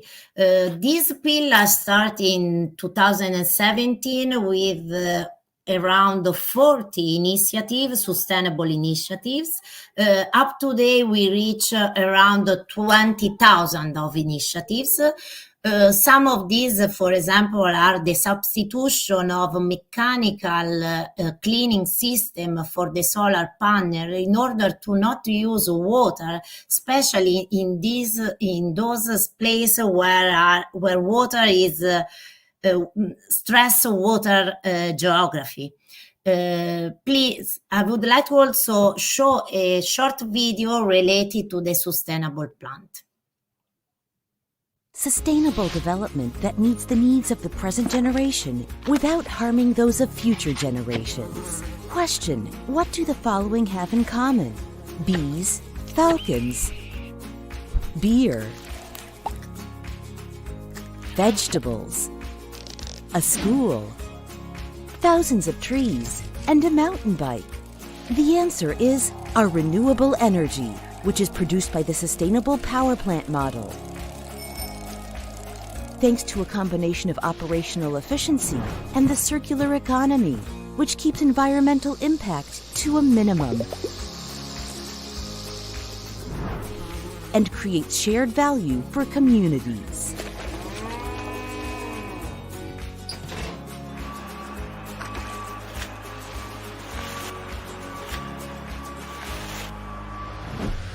The Aurora Solar Park in the United States provides an enormous habitat for bees and other pollinators. Biodiversity is also preserved at Cornatel in Spain and at Moldova Noa in Romania, where bats and falcons are protected species.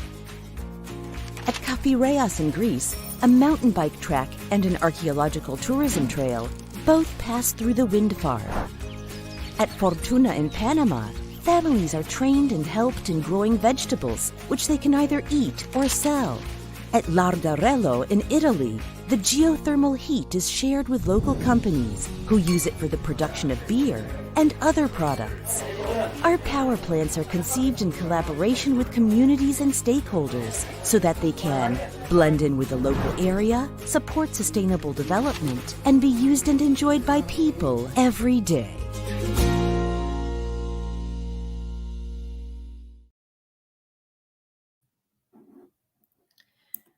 So very nice example of how it's possible to operate a plant in a sustainable way.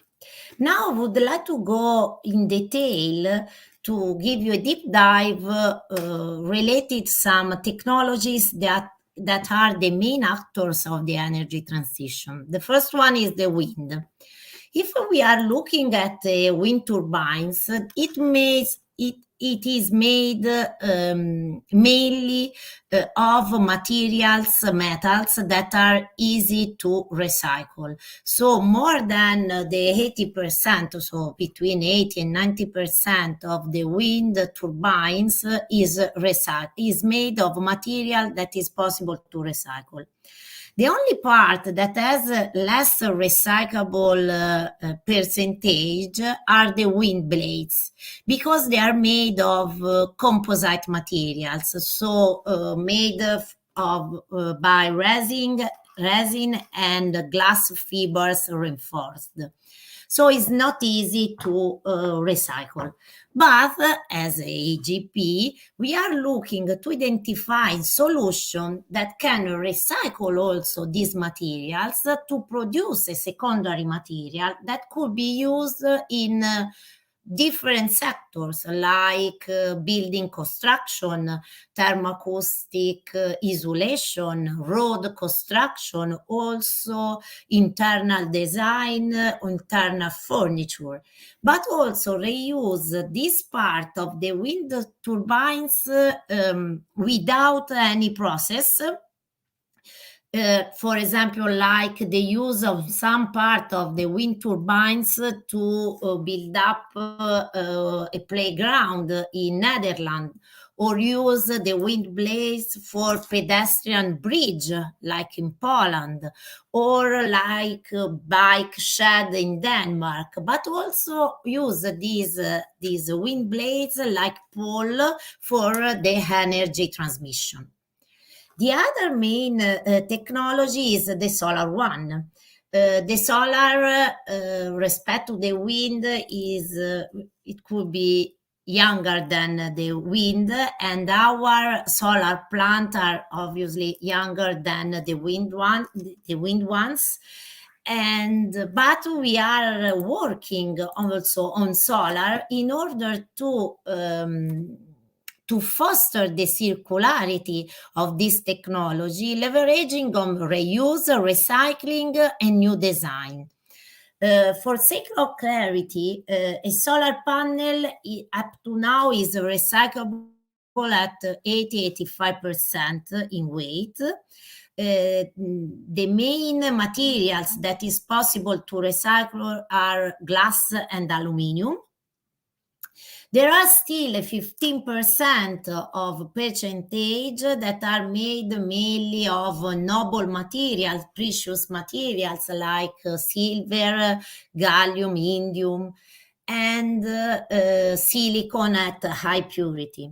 We are engaged in a European project with other European partners in order to demonstrate an innovative recycling solution of PV panels, so solar panels, in order to develop the innovative technologies to recover our critical and precious materials. But also we are working to some initiative related to the reuse or the second life of a PV panel, because most of the time when the PV panels are not more suitable for industrial application, could have a value also for a less energy intensive application like public lighting or recharging electrical vehicle system. So we are understanding if it is feasible, so reuse this second life panel when they have reached their first life, and try to identify a protocol in order to spread also this initiative. Regarding solar, we are also working on use in a better way, in a higher way, the soil where the solar panel are constructed in a multi-purpose land use. Integrating the energy production with the agriculture ones, like grazing or like flower for pollinators, or maybe cultivating, for example, chili peppers. These projects are called agri-photovoltaic and can maintain the wildlife habitat and biodiversity, and is a collaborative multi-stakeholder approach.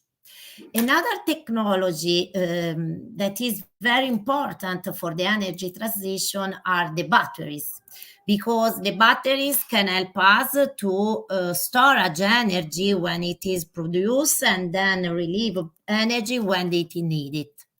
In these last months, we heard a lot about electrical vehicles and the main challenge of batteries and their life.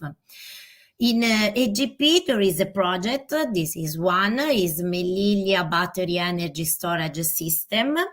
The main of the project is to use electrical vehicle batteries that are not more suitable for electrical vehicle, but that still have a value for stationary storage in our power plant in Melilla, in Spain, and we are testing to understand if it is possible to use these batteries in order to storage and to integrate these batteries in a power plant.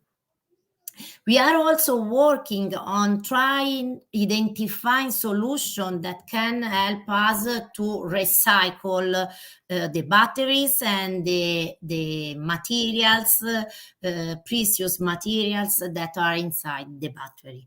But we are also looking for at new technologies, new storage technologies, alternative to the batteries.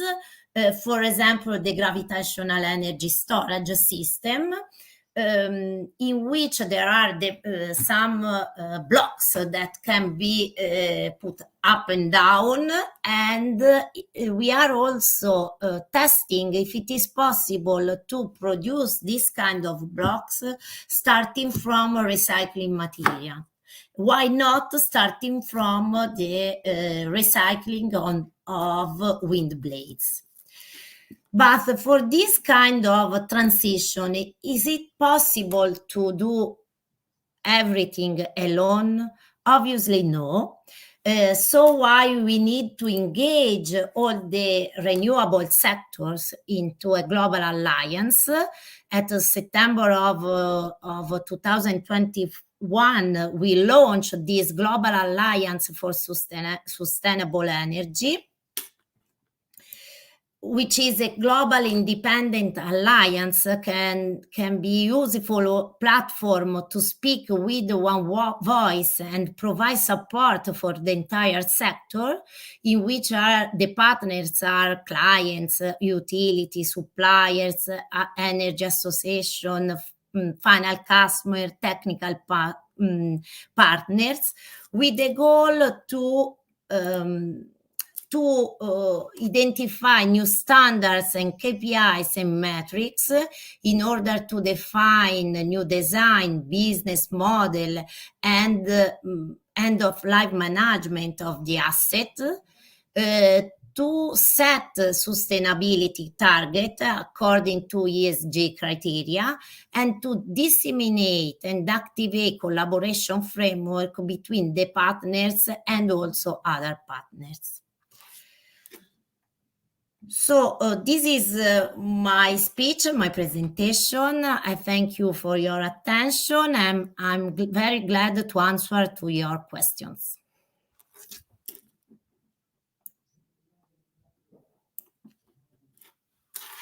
If you have any.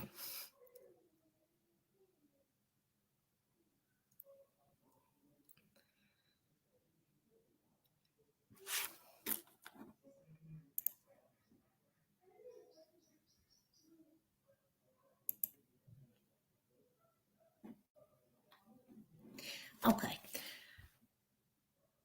So, battery seems to be a critical problem in sustainable energy. Will it ever be possible to stop mining resources to produce battery and start recycling existing ones? Yes, it is possible.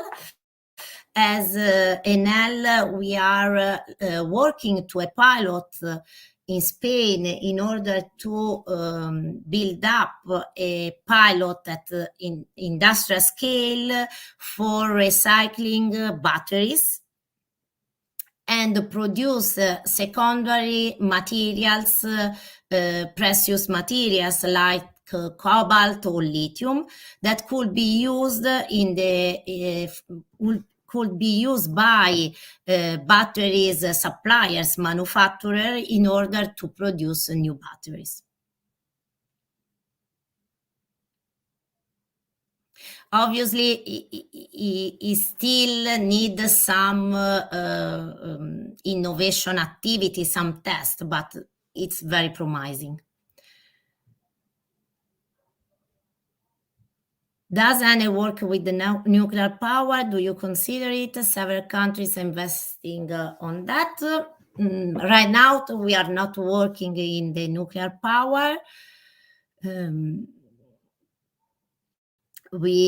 Several countries are investing on that, but several others are not investing, so are disinvesting on that. So obviously, we are looking for also at nuclear to understand better which are the evolution of on the market, but right now we are not we are not managing, we are not have nuclear power.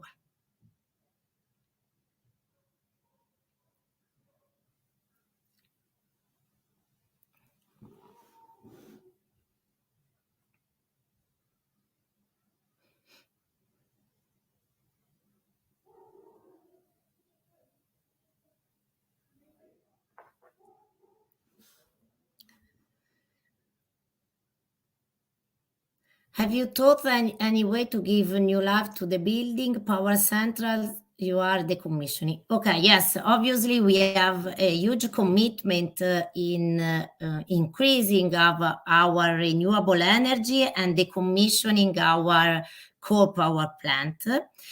For each coal power plant that we are dismantling and dismissing, there is a dedicated project, repurposing project, in order also to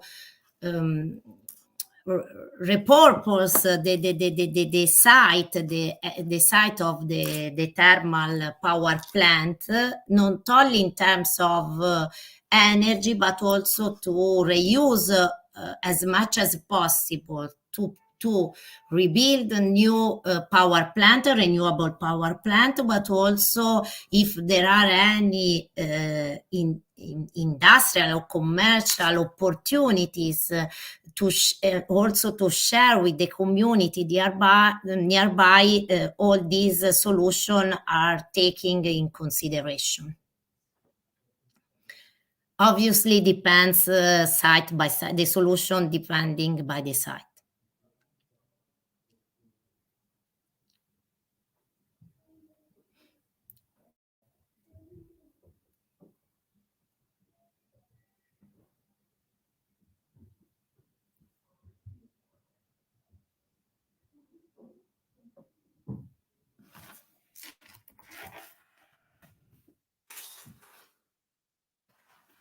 So thanks for your attention. If you have any other question, please don't hesitate to contact me by mail. My mail is silvia.gasperetti@enel.com. And have a nice evening and have a nice day. Bye.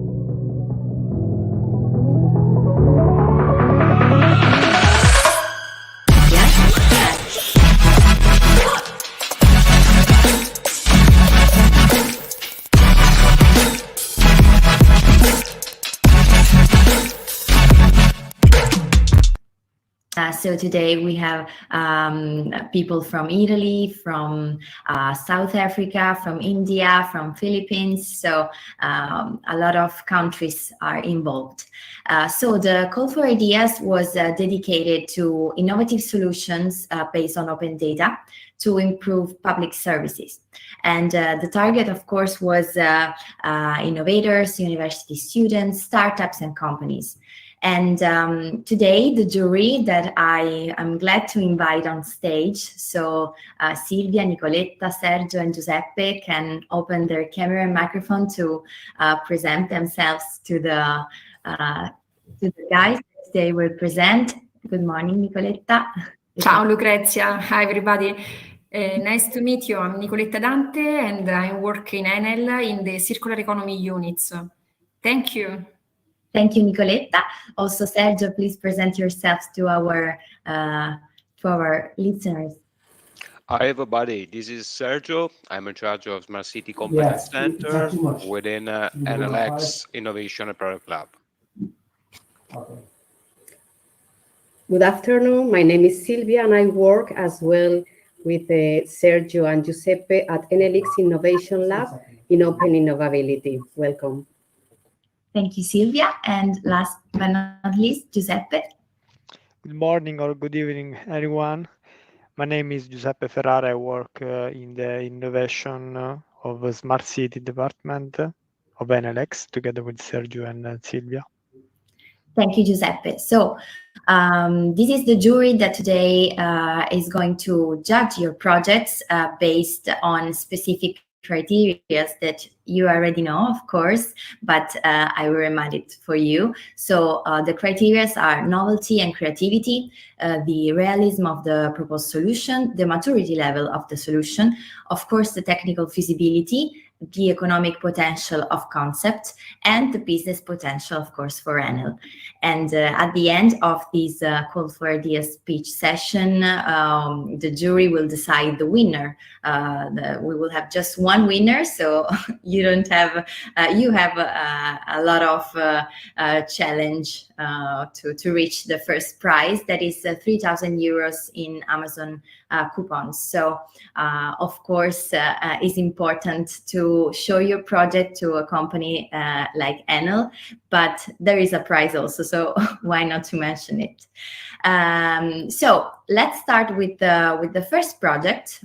We are running short out of time, so let's start with the first project. That is a project from Italy, and is called Green Me, and Marco Scaravelli is welcome on stage. So during the pitch, the jury can close camera and microphone, and then at the end, I will call you back to ask some questions.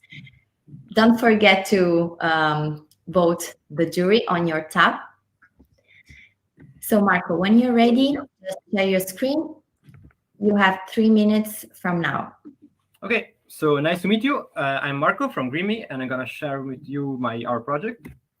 So basically, it's in Italian, but I hope it's fine for you. What we started from is that this is impressive. Like, if everyone is consuming the same amount of time that we are doing now, so we really need like 3 planets to sustain humanity. And this problem is actually growing a lot, year and year. And we don't want to have like cities like this, full of smog. I live in Milan, so I know what's the pain point of living in a city full of smog day by day. And we want to have a solution for this. So what we came up with is Green Me App. Green Me App basically aggregates data from energy consumption and mobility to motivate user to actually consume less. So the difference is that the user accumulates credits, and the user can spend these credits for green actions. So the user is motivated by rewards to actually save more, like, because it's actually paid by someone. But the point is, like, who is sponsoring for this? And the idea is sponsors, companies. So companies are using, like, say, this marketing for themselves by promoting these users that are doing benefit actions. It's a circle that basically user is able to save energy or do more sports, and so use less cars, and companies will benefit by marketing campaigns. So the idea of our solution is to aggregate via API from different existing solutions. So we all put in the cloud all these solutions, and then we send back to the user what is saving in terms of CO2. So just to show you some examples, energy trackers, we connect APIs from Pulse, from NED, and others, just to show to the user what is saving. Another use case, mobility tracker. So we collected some use case from one from Holland, one it's in Europe, basically tracking out what you are saving, and we display it on your app. You can see what you saved, CO2. And then you can monitor the results over time. And the real point is that you can receive tips and tricks, and you can have credits, like say, for example, to plant a tree, and these credits are sponsored by company, Bianchi, Enel, whatever company you want, you name it. So the company is sponsoring these credits. The user is like doing more because like it's a gamified experience, and it's gonna change the way people want to actually, let's say, save time. Like most of the apps that does something similar, and we track the market, they are doing something different. In our case, we, let's say, save money by commissions, like 3% on what the company is sponsoring the events. And we connect the citizens with companies. And behind there is gaming. So all the competitors we saw, in the market, what they are doing is basically just show the results. But we think we should show them rewards. And if the company is sponsoring these rewards, it's a virtuous circle, because the company will mark them as green, and the user will be, let's say, self-committed to do more to save the planet. And this is what we want to do in our team. It's Alessandro, Gaia, Ujon, and Marco, and we are really able to try to help the planet to make a better place. Thank you for the attention. Okay, thank you very much, Marco. You were out of a few seconds.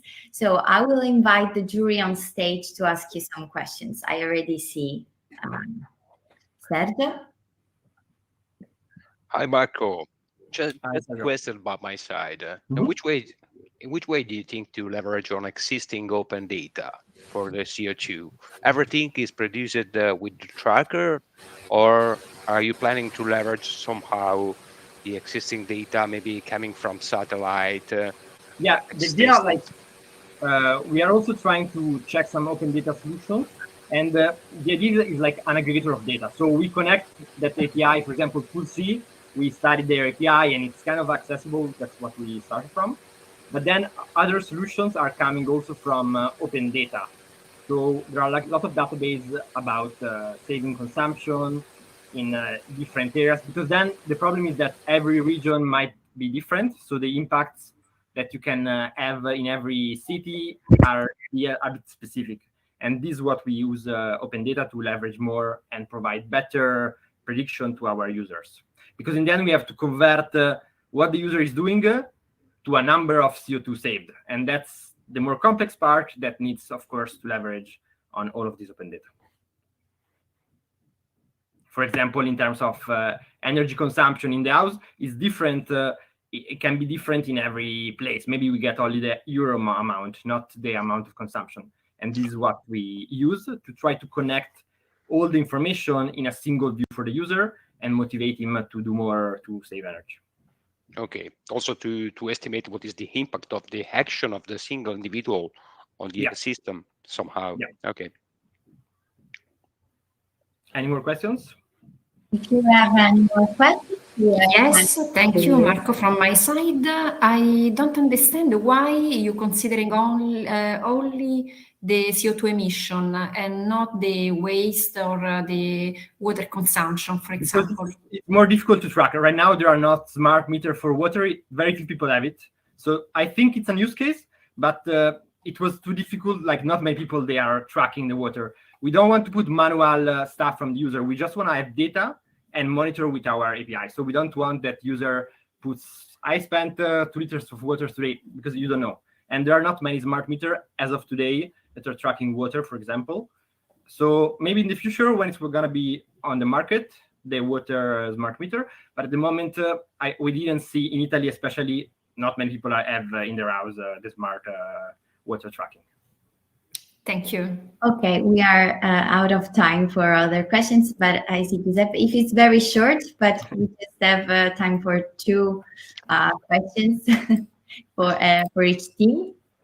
Well, I'm just wondering how do you avoid the cheating, since we are talking about valuable awarding, and how are you planning to engage new clients? So basically, you can cheat, but what you get, you can just plant more tree. And I mean, we are gonna plan to do a system to tackle frauds. But I mean, if you're gonna cheat once or like twice and you just plant more trees, I mean, we don't know. The company don't know. The company will sponsor it, so no one will know. So it's not gonna be fixed. But you don't. It's not like an app that you can make money out of it. You can just plant trees. So for us, it's the same. You can just plant more trees. We're gonna, of course, avoid that the companies don't trust us. So we're gonna put some fraud detector. Like say you plant 500 trees in one day. That's very strange. But I mean, it's just you're just helping more the planet. You're not really taking money out of it. You're just planting more tree or doing other benefit actions. Okay, I have to, sorry, I have to go ahead with the second team because we have just 1 hour. Silvia, I'm sorry if you had one question. I hope we can recall it later. So let's go ahead with the second team coming directly from India. So I call Suraj on stage with the project blockchain-based food management. So open your camera and microphone. Am I visible?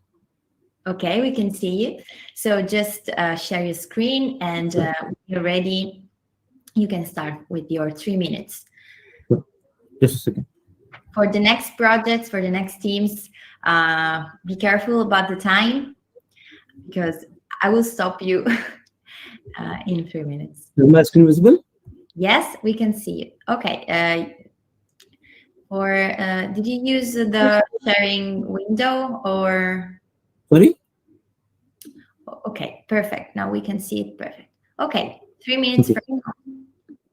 Just a second. Just a second. Just a second.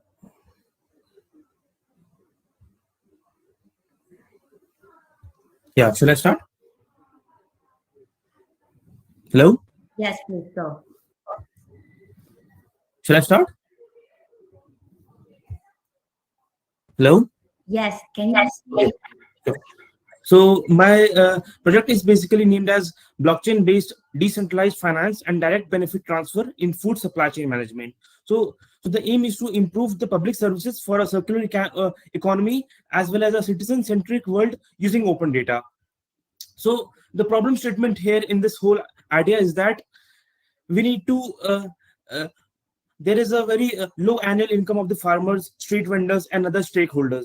There's a lot of wastage of grains and other harvested yields.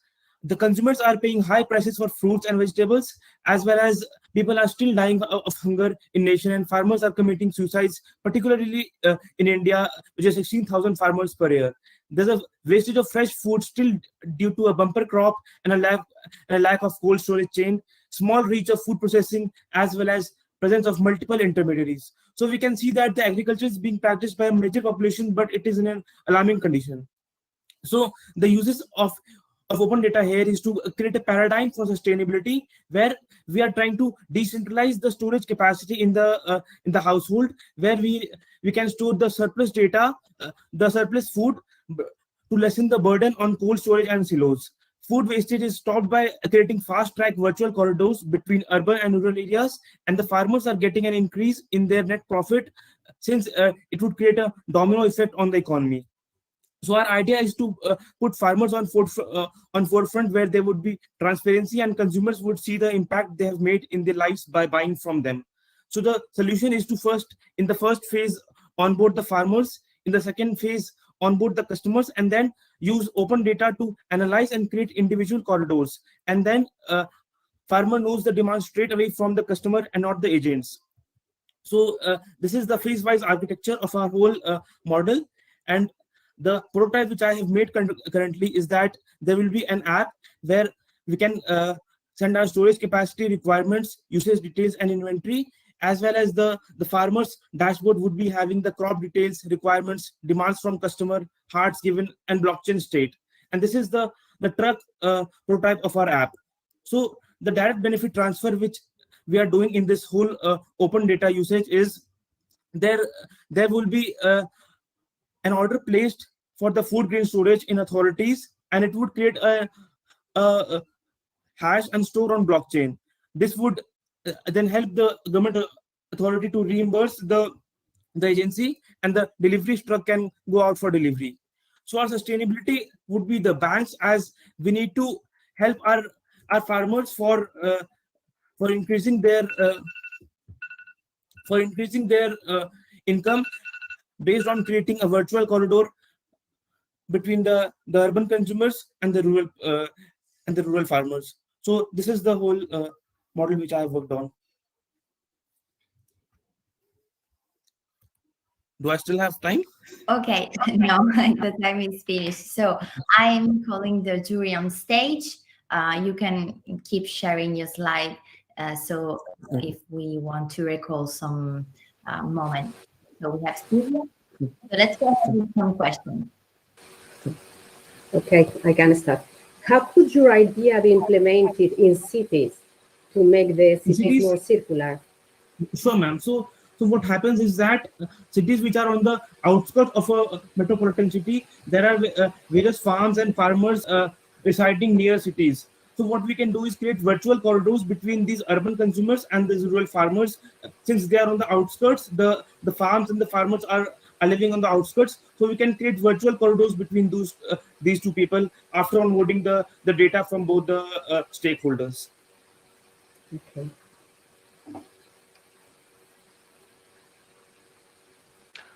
Hi, Surya. This is Sergio. How do you plan to involve a so complicated ecosystem, including farmers, munis, citizen, producer, tech provider? So what I have personally, I have interviewed farmers in my area, and what I have noted that for a particular zone, I can divide a particular area into various zones, and then I can see that this area has a large number of farmers, and this area has a large number of farmers. And for a sample zone, we can first start from a limited number of housing societies and a limited number of farmers, and then we can connect these two on our server and then analyze their data. And once this of our framework works, then only we can scale it on a very larger scale, since farmers and consumers, they are the basic of any supply chain management. So these two first need to be connected on a very micro level, and then only we can start uplifting farmers from different zones and different areas. So yeah, in the beginning we need to work on small farmers and small consumers. And especially we need to prioritize those farmers who are in financial debt, since they are more prone to mental health, and they are more prone to committing suicides. So we need to first prioritize those farmers who are in financial stress, and that data can be taken up from banks. That their bank account have become a liability for those banks. So we can first personalize our model for those particular farmers. Okay, thank you. So we are out of time with the questions for the project number 2. So thank you to the jury, and let's go ahead with the project number 3, again from Italy. So I call on stage Pietro from Safe Biking. So Pietro, when you're ready. Good evening. Okay, so share your screen, your slides, and then when you're ready, just... Ready. So let me introduce Safe Biking, a company based in Italy, which I'm the CEO of. We solve a problem. There are a lot of people, more and more of buyer personas, let's say, that move green and healthy. And they generate a positive impact for the community. So they would like to have a recognition for this. How do we solve these requests from the market? We have a tracking app that measures the way you move, calculating when you save CO2 and when you emit CO2. And through gamification, we help and involve the people to compensate the CO2 that they have emitted, proposing to plant trees, or in alternative, we generate other rewards. So to the user, we give an app, which is a tracking app that allow the user to plant trees to compensate the emitted CO2, but also it propose alternative and additional functions, especially for micromobility. And monitoring the user, we give the user points in order to have discounts and to participate to loyalty programs in the different fields. In addition to that, we calculate and measure the way the user moves in order to provide the user with custom coverage in mobility and health. And we do that with a lot of partners, from those that help us to plant the trees and those that provide the rewards to the users, and an insurance company for the coverages. Our business model is based on commissions provided by the partners, the business partners, and some entry fees to customize some function for the partners. This gives us a lifetime value of more than 90 euros per user, which has costed us 15 euros to be acquired. We expect to grow fast thanks to a marketing strategy based on a cooperation with the influencers that exploit our app for their communities. We have a strong team. In addition to me, a team dedicated to marketing with Nicolas that thought about a similar app in the past. Michele Zonca is a founder of a unicorn, Kong. Angelo, Fabrizio, Gianluca, and Paolo, expert senior managers that imagined a similar app to our solution. Thank you for your attention. I'm open to your questions. We have also a few seconds. So, jury, jump on stage to ask some questions to Pietro for the Safe Biking project. Hi, Pietro.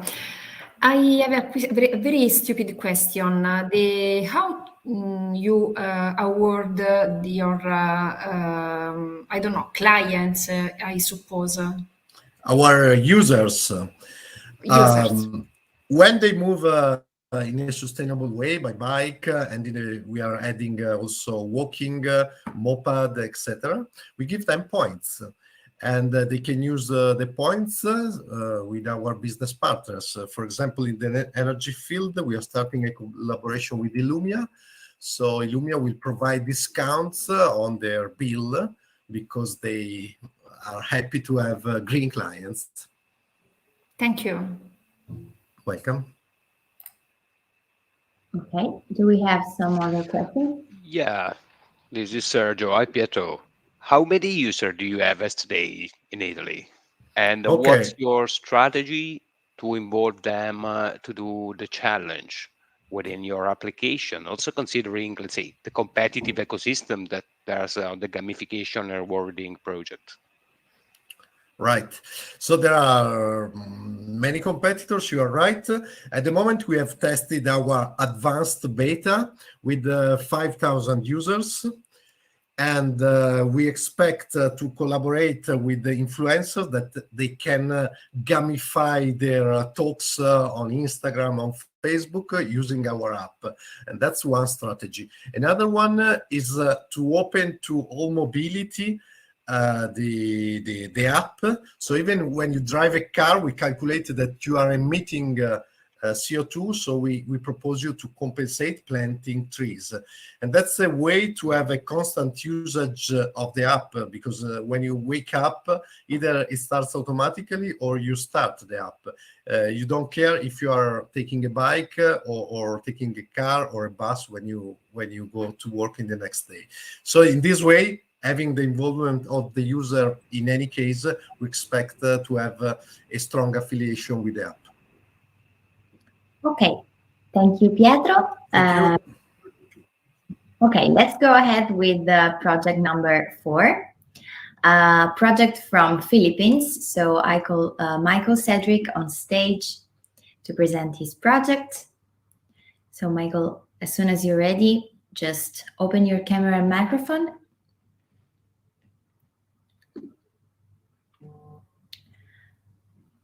Michael, can you hear me? From Project Nirvana. Michael, if you can hear me, just open camera and microphone. Can you hear me now?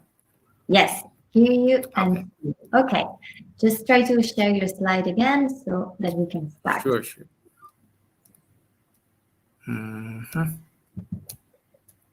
Okay. Can you see it now? Yes. No. Yes. Perfect. Okay. 3 minutes from now. Okay. So, good day, everyone. I'm Michael, co-founder of Nirvana, and we want to turn cities' hitting points into nature's healing points. Every year, our cities are torched by the worsening effects of climate change, with serious implications on the economy, health, and welfare of the people. Likewise, cooling these urban heat islands is further complicated by the greenhouse gas emissions and the energy consumption of the built environment sector. But current vertical greening solutions to offset these are ridiculously expensive and unsustainable. The unjustifiably high installation and maintenance cost often hinders investments and adoption. This can be ultimately traced back to poor design and planning. We found out that there isn't really a working methodology on a proper green wall technology, which leaves this as a hit or miss. But according to recent studies, this can be easily addressed through smart design interventions. Consequently, this is the value that we offer our end user, the confidence to employ an effective and sustainable green wall system. Our solution, the first smart design tool for optimal green wall performance in the form of a web application that can be accessed across all platforms to figure out the right place, the right size, and the right plant palette to combat the UHI effects and provide additional cross-functional benefits aside from aesthetics. This works as an early design analysis tool with initial simulation studies to calculate the thermal reduction goal, followed by a parametric modeling for the optimal design alternatives, coupled with a sensor-based feedback system to provide an real-time analytics on the actual performance on the green wall and validate the predicted performance indicators. Actually, there is a big market opportunity for this kind of technology, especially in the developing regions in this time of the Anthropocene age and the climate crisis, and the onset of the green certification systems on the APAC region. We validated this through cold call interviews with design professionals, and fortunately, we were able to yield favorable responses in terms of their needs and priorities with regards to this kind of solution. Initially, we were planning to deliver this solution as a software as a service to, and primarily as a B2B to the land development and city planners in a form of a tiered subscription package with regards to their different design needs. As a team of landscape, horticulture, and urban planning and sensor technology professionals, and a team formed from the last year's UNCTC and Climate Innovations Lab, we are confident to deliver this very timely solution of ours. And with this, we need you. And feel free to reach us through the following. And together, with Nirvana, let's make our cities a nirvana. Thank you. Thank you, Michael, for your pitch. So let's invite the jury on stage for the Q&A session. Here they are. Okay. I have a question. How could your solution improve? How could the solution can improve the public services in cities? Okay. So basically, the main target end user are the urban and city planners. So they can adopt this kind of design and analysis tool to properly locate the vertical greeneries that are really functional in the reducing the thermal loads of the buildings and the concrete jungle. Okay. Hi, Michael. This is Sergio. Was wondering, have you already assess the data that you need to create the topography, to identify the best zone in which you design the new green area? Have you already worked on a sort of prototyping task? Yes, yes. Actually, we are trying to prototype first on the simulation studies to properly use the what you call this, the remote sense images and thermal maps on the different satellite images. Yes, yes, satellite images and the solar radiation data and the shading and the movement of the sun across time and across the months. Okay, we have time for a short question if you have it. Okay, go ahead, Giuseppe. Yes, Michael, just wondering how do you enhance open data? How do you use? How do you add value? Yeah, so basically the bulk of the open data that we will be using are more on the GIS data that are available, and we'll try to incorporate it with the data on the what you call this, the plants and the topography and geography. Okay. Thank you. Thank you, Michael, you. for your project, for your pitch, for your application. So let's go ahead with the next pitch. We are at pitch number 5, so we are halfway. So I call Alberto from Italy with the project City Around. So just open your camera. Hello to everybody. Hello. So just share your screen, or if you have video. I remember that you have. I have a video, but I will manage. So Giacomo has me here with this. You're seeing my video, okay? Yes. Okay, let's start. My name is Alberto, and I'm founder and CEO of a company that improve a touristic application. The application starts from an easy solution to solve, problem to solve, sorry. How to enjoy a place, a touristic place, when you are for the first time, that you're a place where you don't know. So we try to put all the information necessary to enjoy a place contactless. We start from Torino. We receive the patrocinio of the city of Torino and next of the Municipio Roma Eur. And how it works, the app.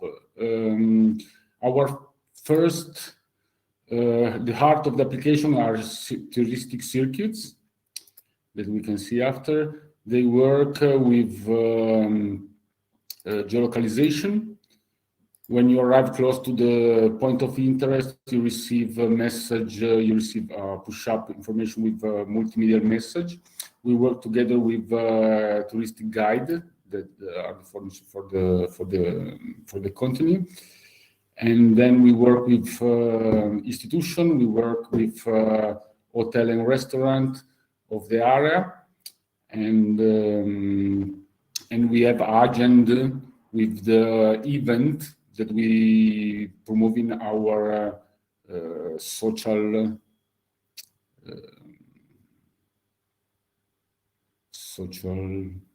sorry, there was a problem here. Social platform, okay. And now we are in 3 different regions in Italy, in Piemonte, in Abruzzo, and in Lazio. And we are working to improve the application in all Italy. Sorry, stop here. Okay. And from the same software, we are working now to improve other application for Congress Center and Fair, always working with contactless solution.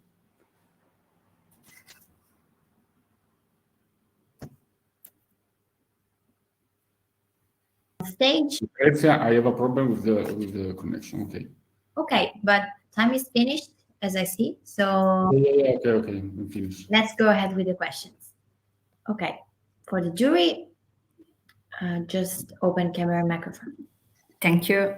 Hi, Alberto. Do you know the feedback of your user of Yes, we the are app? selling. Excuse me, because I was with the problem. But we are selling our application to the cities, to the touristic town in Italy, and we have in the first year of commercial contact more than 50% of town enter. So we already have city like Torino, Rome, Asti, Biella, all the provincia di Biella. We have 7 small towns in Abruzzo. 2 of the borghi più belli d'Italia. And so now our problem is we don't have a commercial structure to contact all the 2,821 touristic town in Italy. But that's our goal. So now from the small town, we are start to speak with the provincia. We just close a deal with the provincia di Biella. In the next month, we will speak with the Regione Piemonte. We are our commercial way in Abruzzo, following from one side the borghi più belli d'Italia, from the other side the region.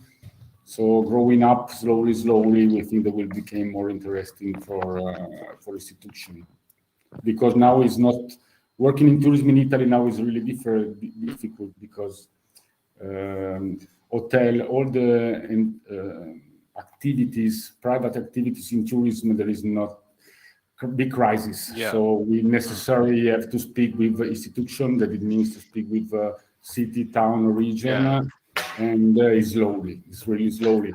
When we start Alberto, with, sorry. This is Sergio. Sorry, because I know that time is finishing, but I would like to address a very quick technical question. Yeah. How do you move when you have to integrate your app within a pre-existing mobile application of the city? But we are different. And there are a lot of tourist application, 1,000 maybe, I don't know. We are different because we are a platform. We're starting from the institution, so the major of the town. So then we start from there. Then we connect the association, touristic association. Then we connect the touristic guide arriving to the touristic imprenditore. Sorry, I don't remember in English.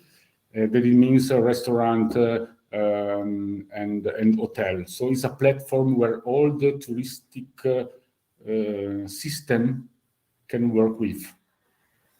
Yeah, okay. But I was just wondering, for example, I have a Moonis of, I don't know, a city within Italy, and I already have my own application. I would like to integrate your services within my application because I would like to show my brand as a city of. What's your step in that case? In that case, everywhere we go, we found something already existent everywhere. So we have several solutions to connect what is already existent with to improve in our system. I don't know if it answered correctly to your question, but what we are working is to create the platform where all the players can stay together. Thank you, Alberto. So we are running. I really fight with the video. I'm sorry for the presentation. Don't worry. So let's go ahead with project number 6. Okay, Luke Draper with project AR Environmental Quiz Game. Here you are, Luke, from South Africa. Nice to meet you. So when you want, just share your slides. Okay. Awesome. How's that there? Everyone got that? Minutes from now. Awesome. Thank you so much.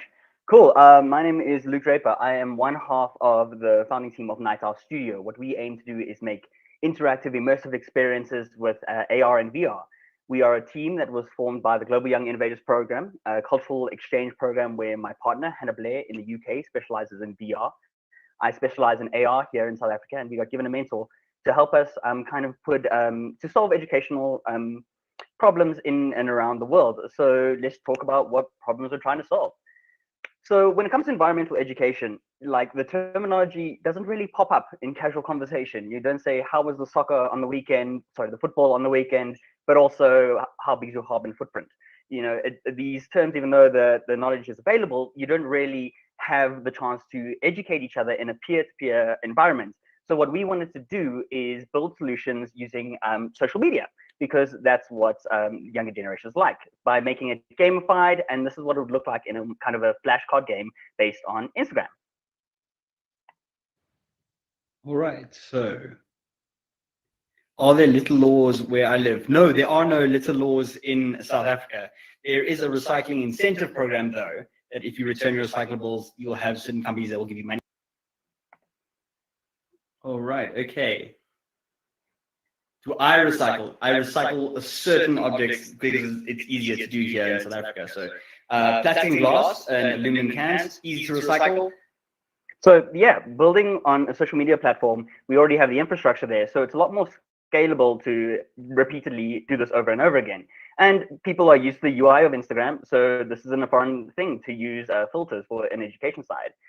We're very, very responsible with like how we use the resources to build these things, because we are digital. We are close to carbon zero as we can be. And the reason we did it as a web-based kind of thing was because you don't need a high-end phone to download a high-end app. This accommodates like the lowest users who can just have Instagram on their phone. This is an idea of how, if you take that web link, you put it on a QR code, and you already stick it on the educational materials you have. You don't need to bin textbooks. You can just add on to it. And if you don't have textbooks already, put it on a website. I know a lot of people say you say web-based, but you've said Instagram, which is an app. And think about how you can watch YouTube videos without opening the YouTube app. This is an example of when it integrates, you can put it on a client's portfolio, and that kind of drives people to their social media. We get the analytics, but very in-depth analytics of how often people use it, share it, capture it, as well as things like the type of user, and to make sure that what we're building hits their target demographic. If you want to name like target youth in America, we can show those by building these filters for them and putting it on their profiles. In terms of the money type of things, we basically charge €50 an hour to develop it, and then we have a licensing fee where we maintain it and regularly send through analytics reports, and that's the business side of things. But that's my time. Thank you very much for allowing me to share what I love about AR, and I'll be happy to take any questions. Thank you very much, Luke. So I will invite the jury on stage to ask some questions. Hi, Luke. What? Where are the open data in your project? Sorry, where am I? The open data. Oh, the open data. So luckily enough, we build on the Spark AR kind of platform, and we just get the analytics reports from social media networks. It's not really as much as like a depository or pulling from Google services. We're kind of pulling from the back end of social media platforms. So yeah, it's not as open as Exactly. It is one of those things where if you want to know it as the client, we're happy to send it to you, and then you can tell it. So it's more of a business-to-business sharing of data, opposed to, yeah, there it is, world. Okay. I'm just wondering if you ever think about a kind of entertainment for people during the charging of their vehicle with the AR. Just curiosity. Look, the funniest thing is always there's a big thing of client education. We always demo first before we show our clients, like, this is what we can do for you. We're happy to build whatever, but because we're always in this new space of AR, we're like, hey man, happy to take any job that we can. If anything's possible with enough time, and I need Giuseppe. So if you have money, I have time. Like. Yeah, point is, what kind of hardware you need to do that stuff on for the most part, we've tried to accommodate what would be the lowest income user. So the reason that it's web-based is that you don't always have to be connected to an online network. You don't always need to have a data plan. And because you're not downloading an app, you don't need a high-end phone with 3 different cameras. So we're very much accommodating the lowest portion of people. And funnily enough, that's who we're accommodating in teenagers and users that way as well. Thank you. Awesome. Thanks.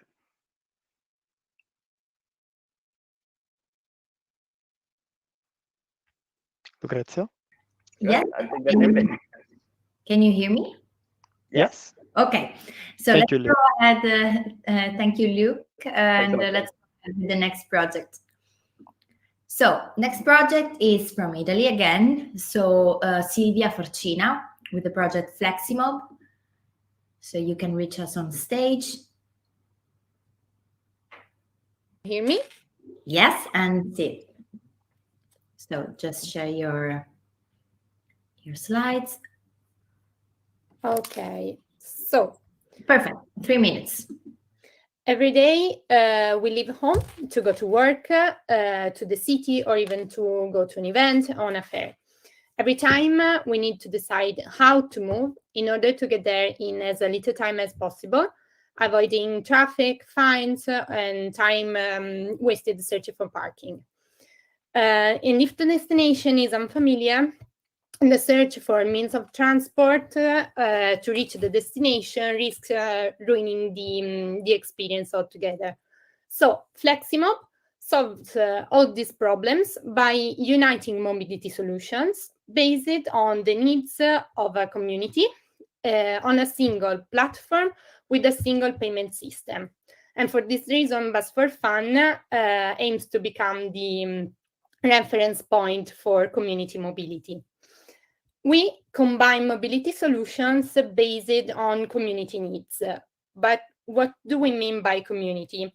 I can give you an example. The workers of a company, thanks to Fleximob, can view, book, and pay for mobility systems to reach their workplace, from public transport to commuting by bus, taxi, micromobility, but also parking and ZTL passes. Based on the analysis of the needs of the community, Bus for Fun builds tailor-made solutions, making the future available in a single digital platform. So, thanks to this solution, there will no longer be any need to download every single app for every single transport. But instead, it will be you only need to access the Fleximob web app, and it will allow you to have everything right at your fingertips. So at the end user, the customer, and the company, the stadium, will therefore have their personalized mobility services with a centralized payment system. Moreover, we are very close to the theme of sustainability. So for all the companies that use Fleximob, we calculate the carbon footprint for every user and for the community as a whole. The goal is to promote the awareness of sustainability and spread the responsible behavior toward our planet. Our hashtag is MAC, Mobility as a Community. And I can stop the sharing. Thank you for your attention. Thank you, Silvia. So the jury can reach us on stage to ask some questions about the project. Yes, I would like to ask what is the business model of your solution? Okay. We want to combine different mobility solutions to offer to a partner or a venue. I can make you a really concrete example. A football team with a stadium or a venue can ask us to plan the mobility around the venue and the stadium. So to plan the mobility of people, of supporters, of fans around the area. So our business model is clear to sell our project, our mobility solutions, integrating other services. Maybe the football team already works with a micromobility partner. We can integrate that mobility partner in our web app. Okay. Thank you. Thank you.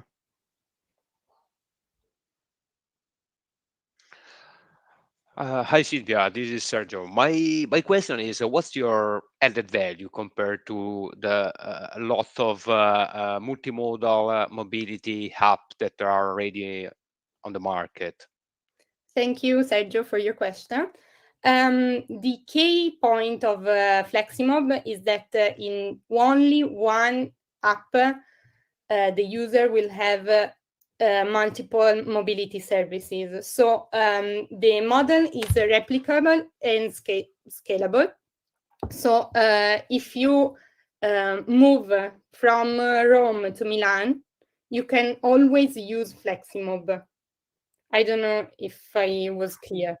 Well, there are a lot of apps that are doing the same. So I was wondering if a part of integrating different services cross city, you have any particular differentiation, any particular feature? Yes, in the core is the community. So the community speaks for Fleximob. Yeah, I want to be clear. The community around a stadium will have to share and to I don't know how to say it.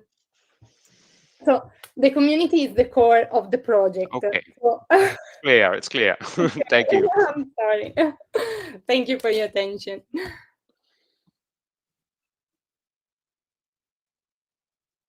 Thank you to the jury.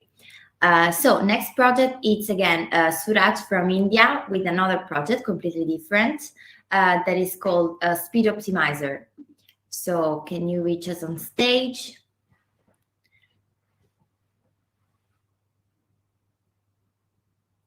So can I share my screen?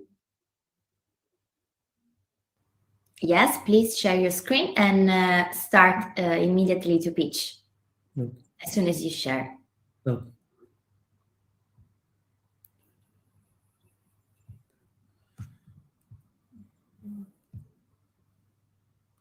So ground overall, so my project aims to reduce carbon emissions and by solving traffic congestion on the speed optimizer, which is our in-car app. So the problem statement in this whole idea is that traffic jams and congestion each year costs the world economy over $1 trillion, and engine idling is a major source here. Engine idling contributes to harmful particle emissions that also get concentrated more near that location, and research has linked this to negative mental health outcomes, including stress and aggression.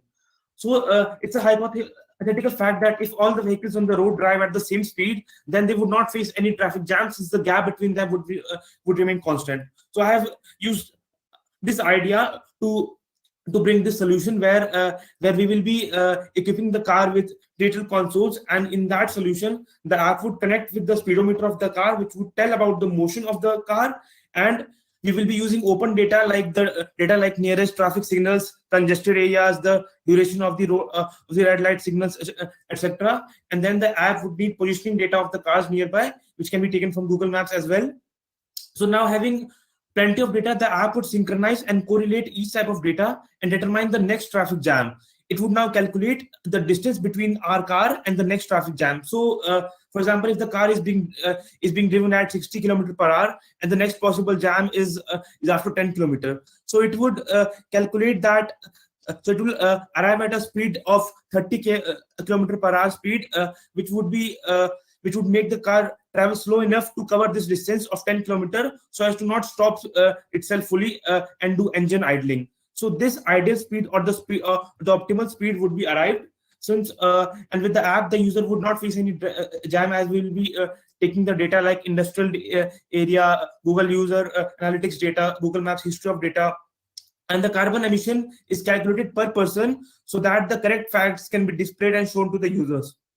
Also, what we are doing is that we will be calculating the carbon footprint on obeying this optimal speed. So if the users obeys our optimal speed, we will calculate the carbon footprint and show him the distance, the difference. So basically what we are trying to do is we are trying to arrive at meaningful facts which the user can act on, and then we want to convert these empathy into actions.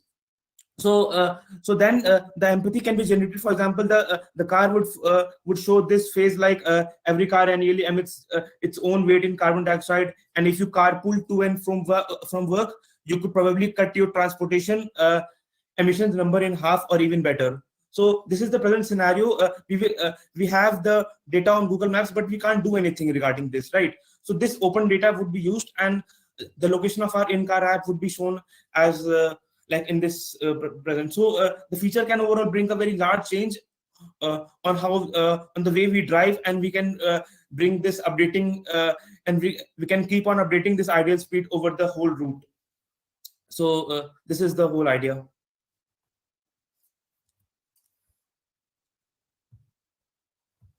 And so let's invite the jury on stage for another Q&A session.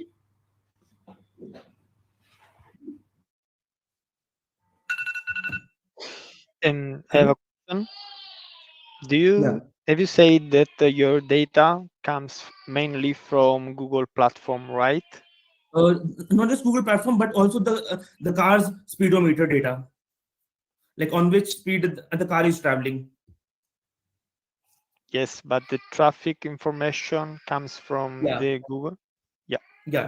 The condition, it's a community driven data. For example, on the app we can, as the number of users will grow on the app, we can also calculate like which car is having which type of speed. So we can synchronize these data and then arrive also at facts. But presently Google. Okay, clear. But the problem, if I can say problem, is the Google business is to sell data, and data that comes from Google are not definitely open. Right. So you need to pay for that data. Right. And join that with the data from the car. That's why I think municipalities can what they can do is they can create their own location services where they can tell the people to like serve that data on that government's website, like municipality services, municipality apps. So they can upload their data on these government-oriented apps and not just Google. But for the present condition, I thought of using Google data, but obviously we can synchronize this or customize this based on the government also, because many countries don't have Google as their mapping service. So we can also work on that. Okay, thank you. Yeah. Any other questions? No, from my side. Thank you, Fry. Thank you, Nicoletta. So let's go ahead with the next project from Italy. So I will call Marco Ciarmella on stage with the project IntelliSemantic. Before we faced some technical issues, so let's try if it works. Marco, can you hear me? Reach us on stage. Let's try. Can you hear us, Marco? Of course, Marco Ciaramella. Open camera and microphone.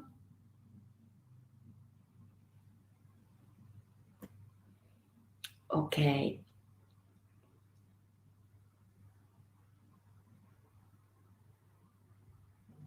We can't reach him, maybe. Should we go ahead with the next project? Because the problem of the last project that we're going to show you is that the team faced technical issue with the connection, because actually we knew that they are doing something in the jungle, something work related, but in the jungle. So they sent us a video pitch actually, so we can launch it again. So if Marco can reach us, we should go ahead. So Giacomo, if you can hear me, just launch the next project. That is a video pitch, so they won't be able to answer your questions. Hi. Okay, so for the jury, Hi, before I'm Andre. okay. Marco Lambertini. Stop. Okay. Okay. Marco, you're on stage. So Sorry. So you finally can find my screen. okay. So please share your screen. No, it wasn't your screen before. It was the other team's screen. Oh, okay. Sorry, I have okay. I have the problem with the setting with the browser. Okay, Giacomo, if you can help us.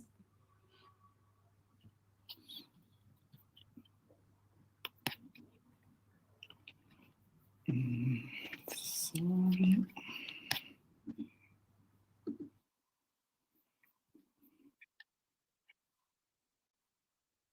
Okay. Okay.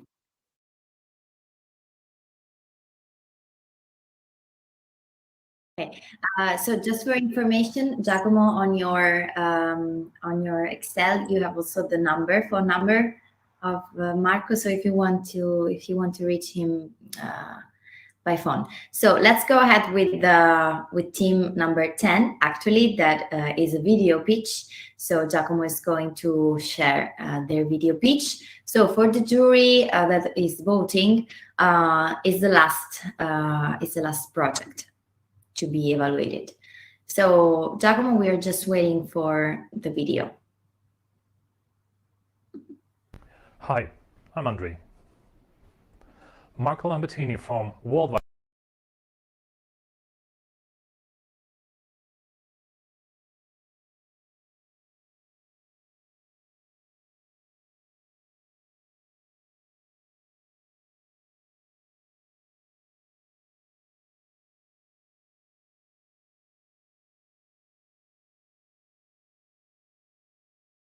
Life Foundation said, just imagine, all the food that has been produced over the past 4,000 years, now the same amount to be reproduced in 40 years only. Utilize complex analytics and artificial intelligence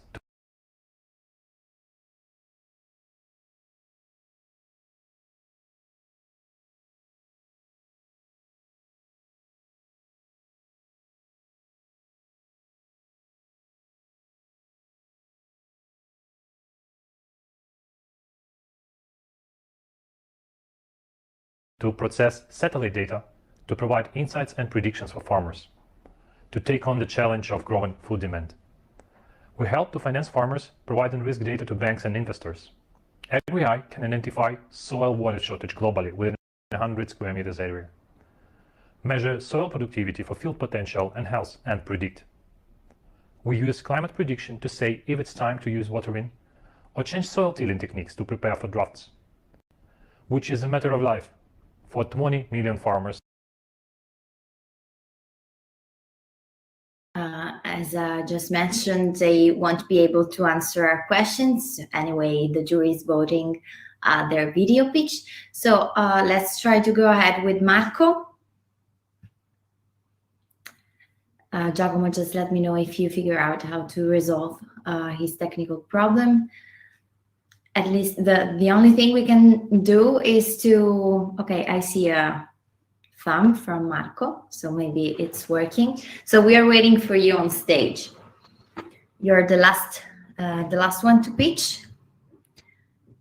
If we can't make it with the screen sharing, I recommend you just to pitch without any support. Okay, I have a problem with the screen sharing, so I sent the presentation.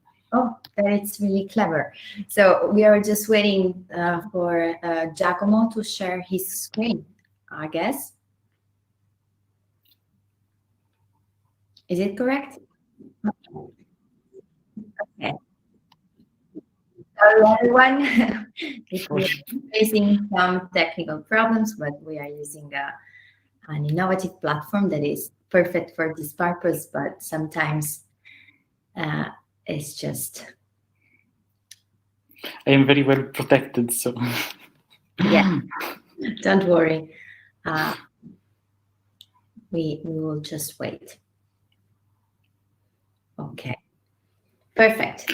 Okay, thank you very much. So of course, I guess Giacomo will go ahead with the slides while you're speaking. So Good luck. Perfect. Thank you. Okay, let's start. Okay, I am Marco. I'm from Intellisemantic. I work on open data problems and application. And in this presentation, I will speak very briefly about the possibility to have a data marketplace for microgrids. That is a very interesting use case in this industry. Okay, please, next slide. Thank you. Microgrids are very important in the sense that they share a lot of data from users and producers of energy. And it is very interesting that both of these user and producer can be a single subject can be both a user and a producer of data about energy, and these data are very important to be open in the sense to have a more optimized network, lower cost of the distribution of the energy. Also, in the case of local communities, it is very important. In fact, in these periods, we can stay at home very more often, and we can probably spend more in terms of energy. Next slide, please. Okay, so there is a okay. Next slides. Okay, so the problem to share data about the network is very complex because it deals about the accounting of the single user, and it is also energy consumption, also the calculation of the consumption and the distribution. So please, the next slide. Okay, so there is another many kinds of measure to have an assessment of this distribution efficiency. Please, next slide. But what is important to see is that you can use a blockchain technology that can merge private and public data to basically collect the private data, also publish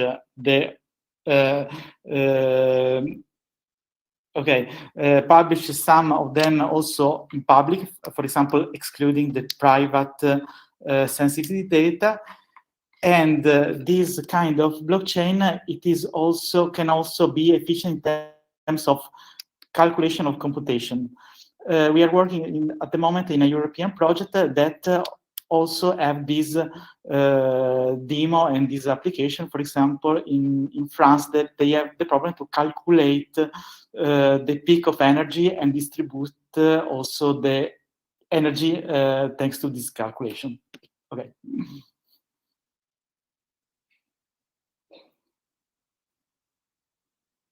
I see that the time is... Time is finished, but we can just stay there with the slides, Giacomo, so that the jury can reach us on stage and maybe can ask a few questions to the next slides. Okay, here we are with Sergio. Okay, if we have some questions for Marco. Yeah, two main questions. First question is, what is the current status of the project? And second question, what's the added value of blockchain to this specific use case that you are describing with microgrid? Okay, first question. It is, well, there are some features that are evolving. For example, the calculation of the anonymization of the data that are sent to data analysts. But at the present stage, we have an infrastructure to collect the data and basically lowering the cost of calculation of this energy consumption. Basically, in terms of optimizing the calculation, lowering the energy and the cost of the calculation about the energy consumption. Okay, and second point, blockchain is important because can manage the privacy and which data are private and which data are public, and this in a more common fashion. and this interaction between different kinds of data that can be kept separate, but with interaction, is important in terms of optimizing the distribution of the cost, and also to measure which kind of energy you can use. For example, of vehicle to grid case, there are some projects around our project to have, for example, to give the choice or the control to the final user to check which energy are used for charging the car, because, for example, there are different standards in that case, and also the energy can come from different sources. Okay. Okay, so time for questions is finished. At least, I mean, as soon as you don't have any specific questions. Just a small one. Okay. Regarding the blockchain, is in your plan to use a private or a public one? And in that case, who pay the gas fee? There is a very little small question. The smart gas fees are intended to be very small in terms of yes, because the intention of the project is to incentivize the user to produce their data. So for lowering the gas fees, we can use the sidechain technology to have a more cheap distribution of the data. The other question was about sorry. Is it private or public? But I think it's public. It is semi-public, because some It's a side chain of a public one. The side chain is private, and the other part that can be public is public. And yes, these are yeah, perfect. Thank you, Marco. I'm sorry if I have to interrupt you. So you were the last. It's a huge infrastructure, so there are a lot of.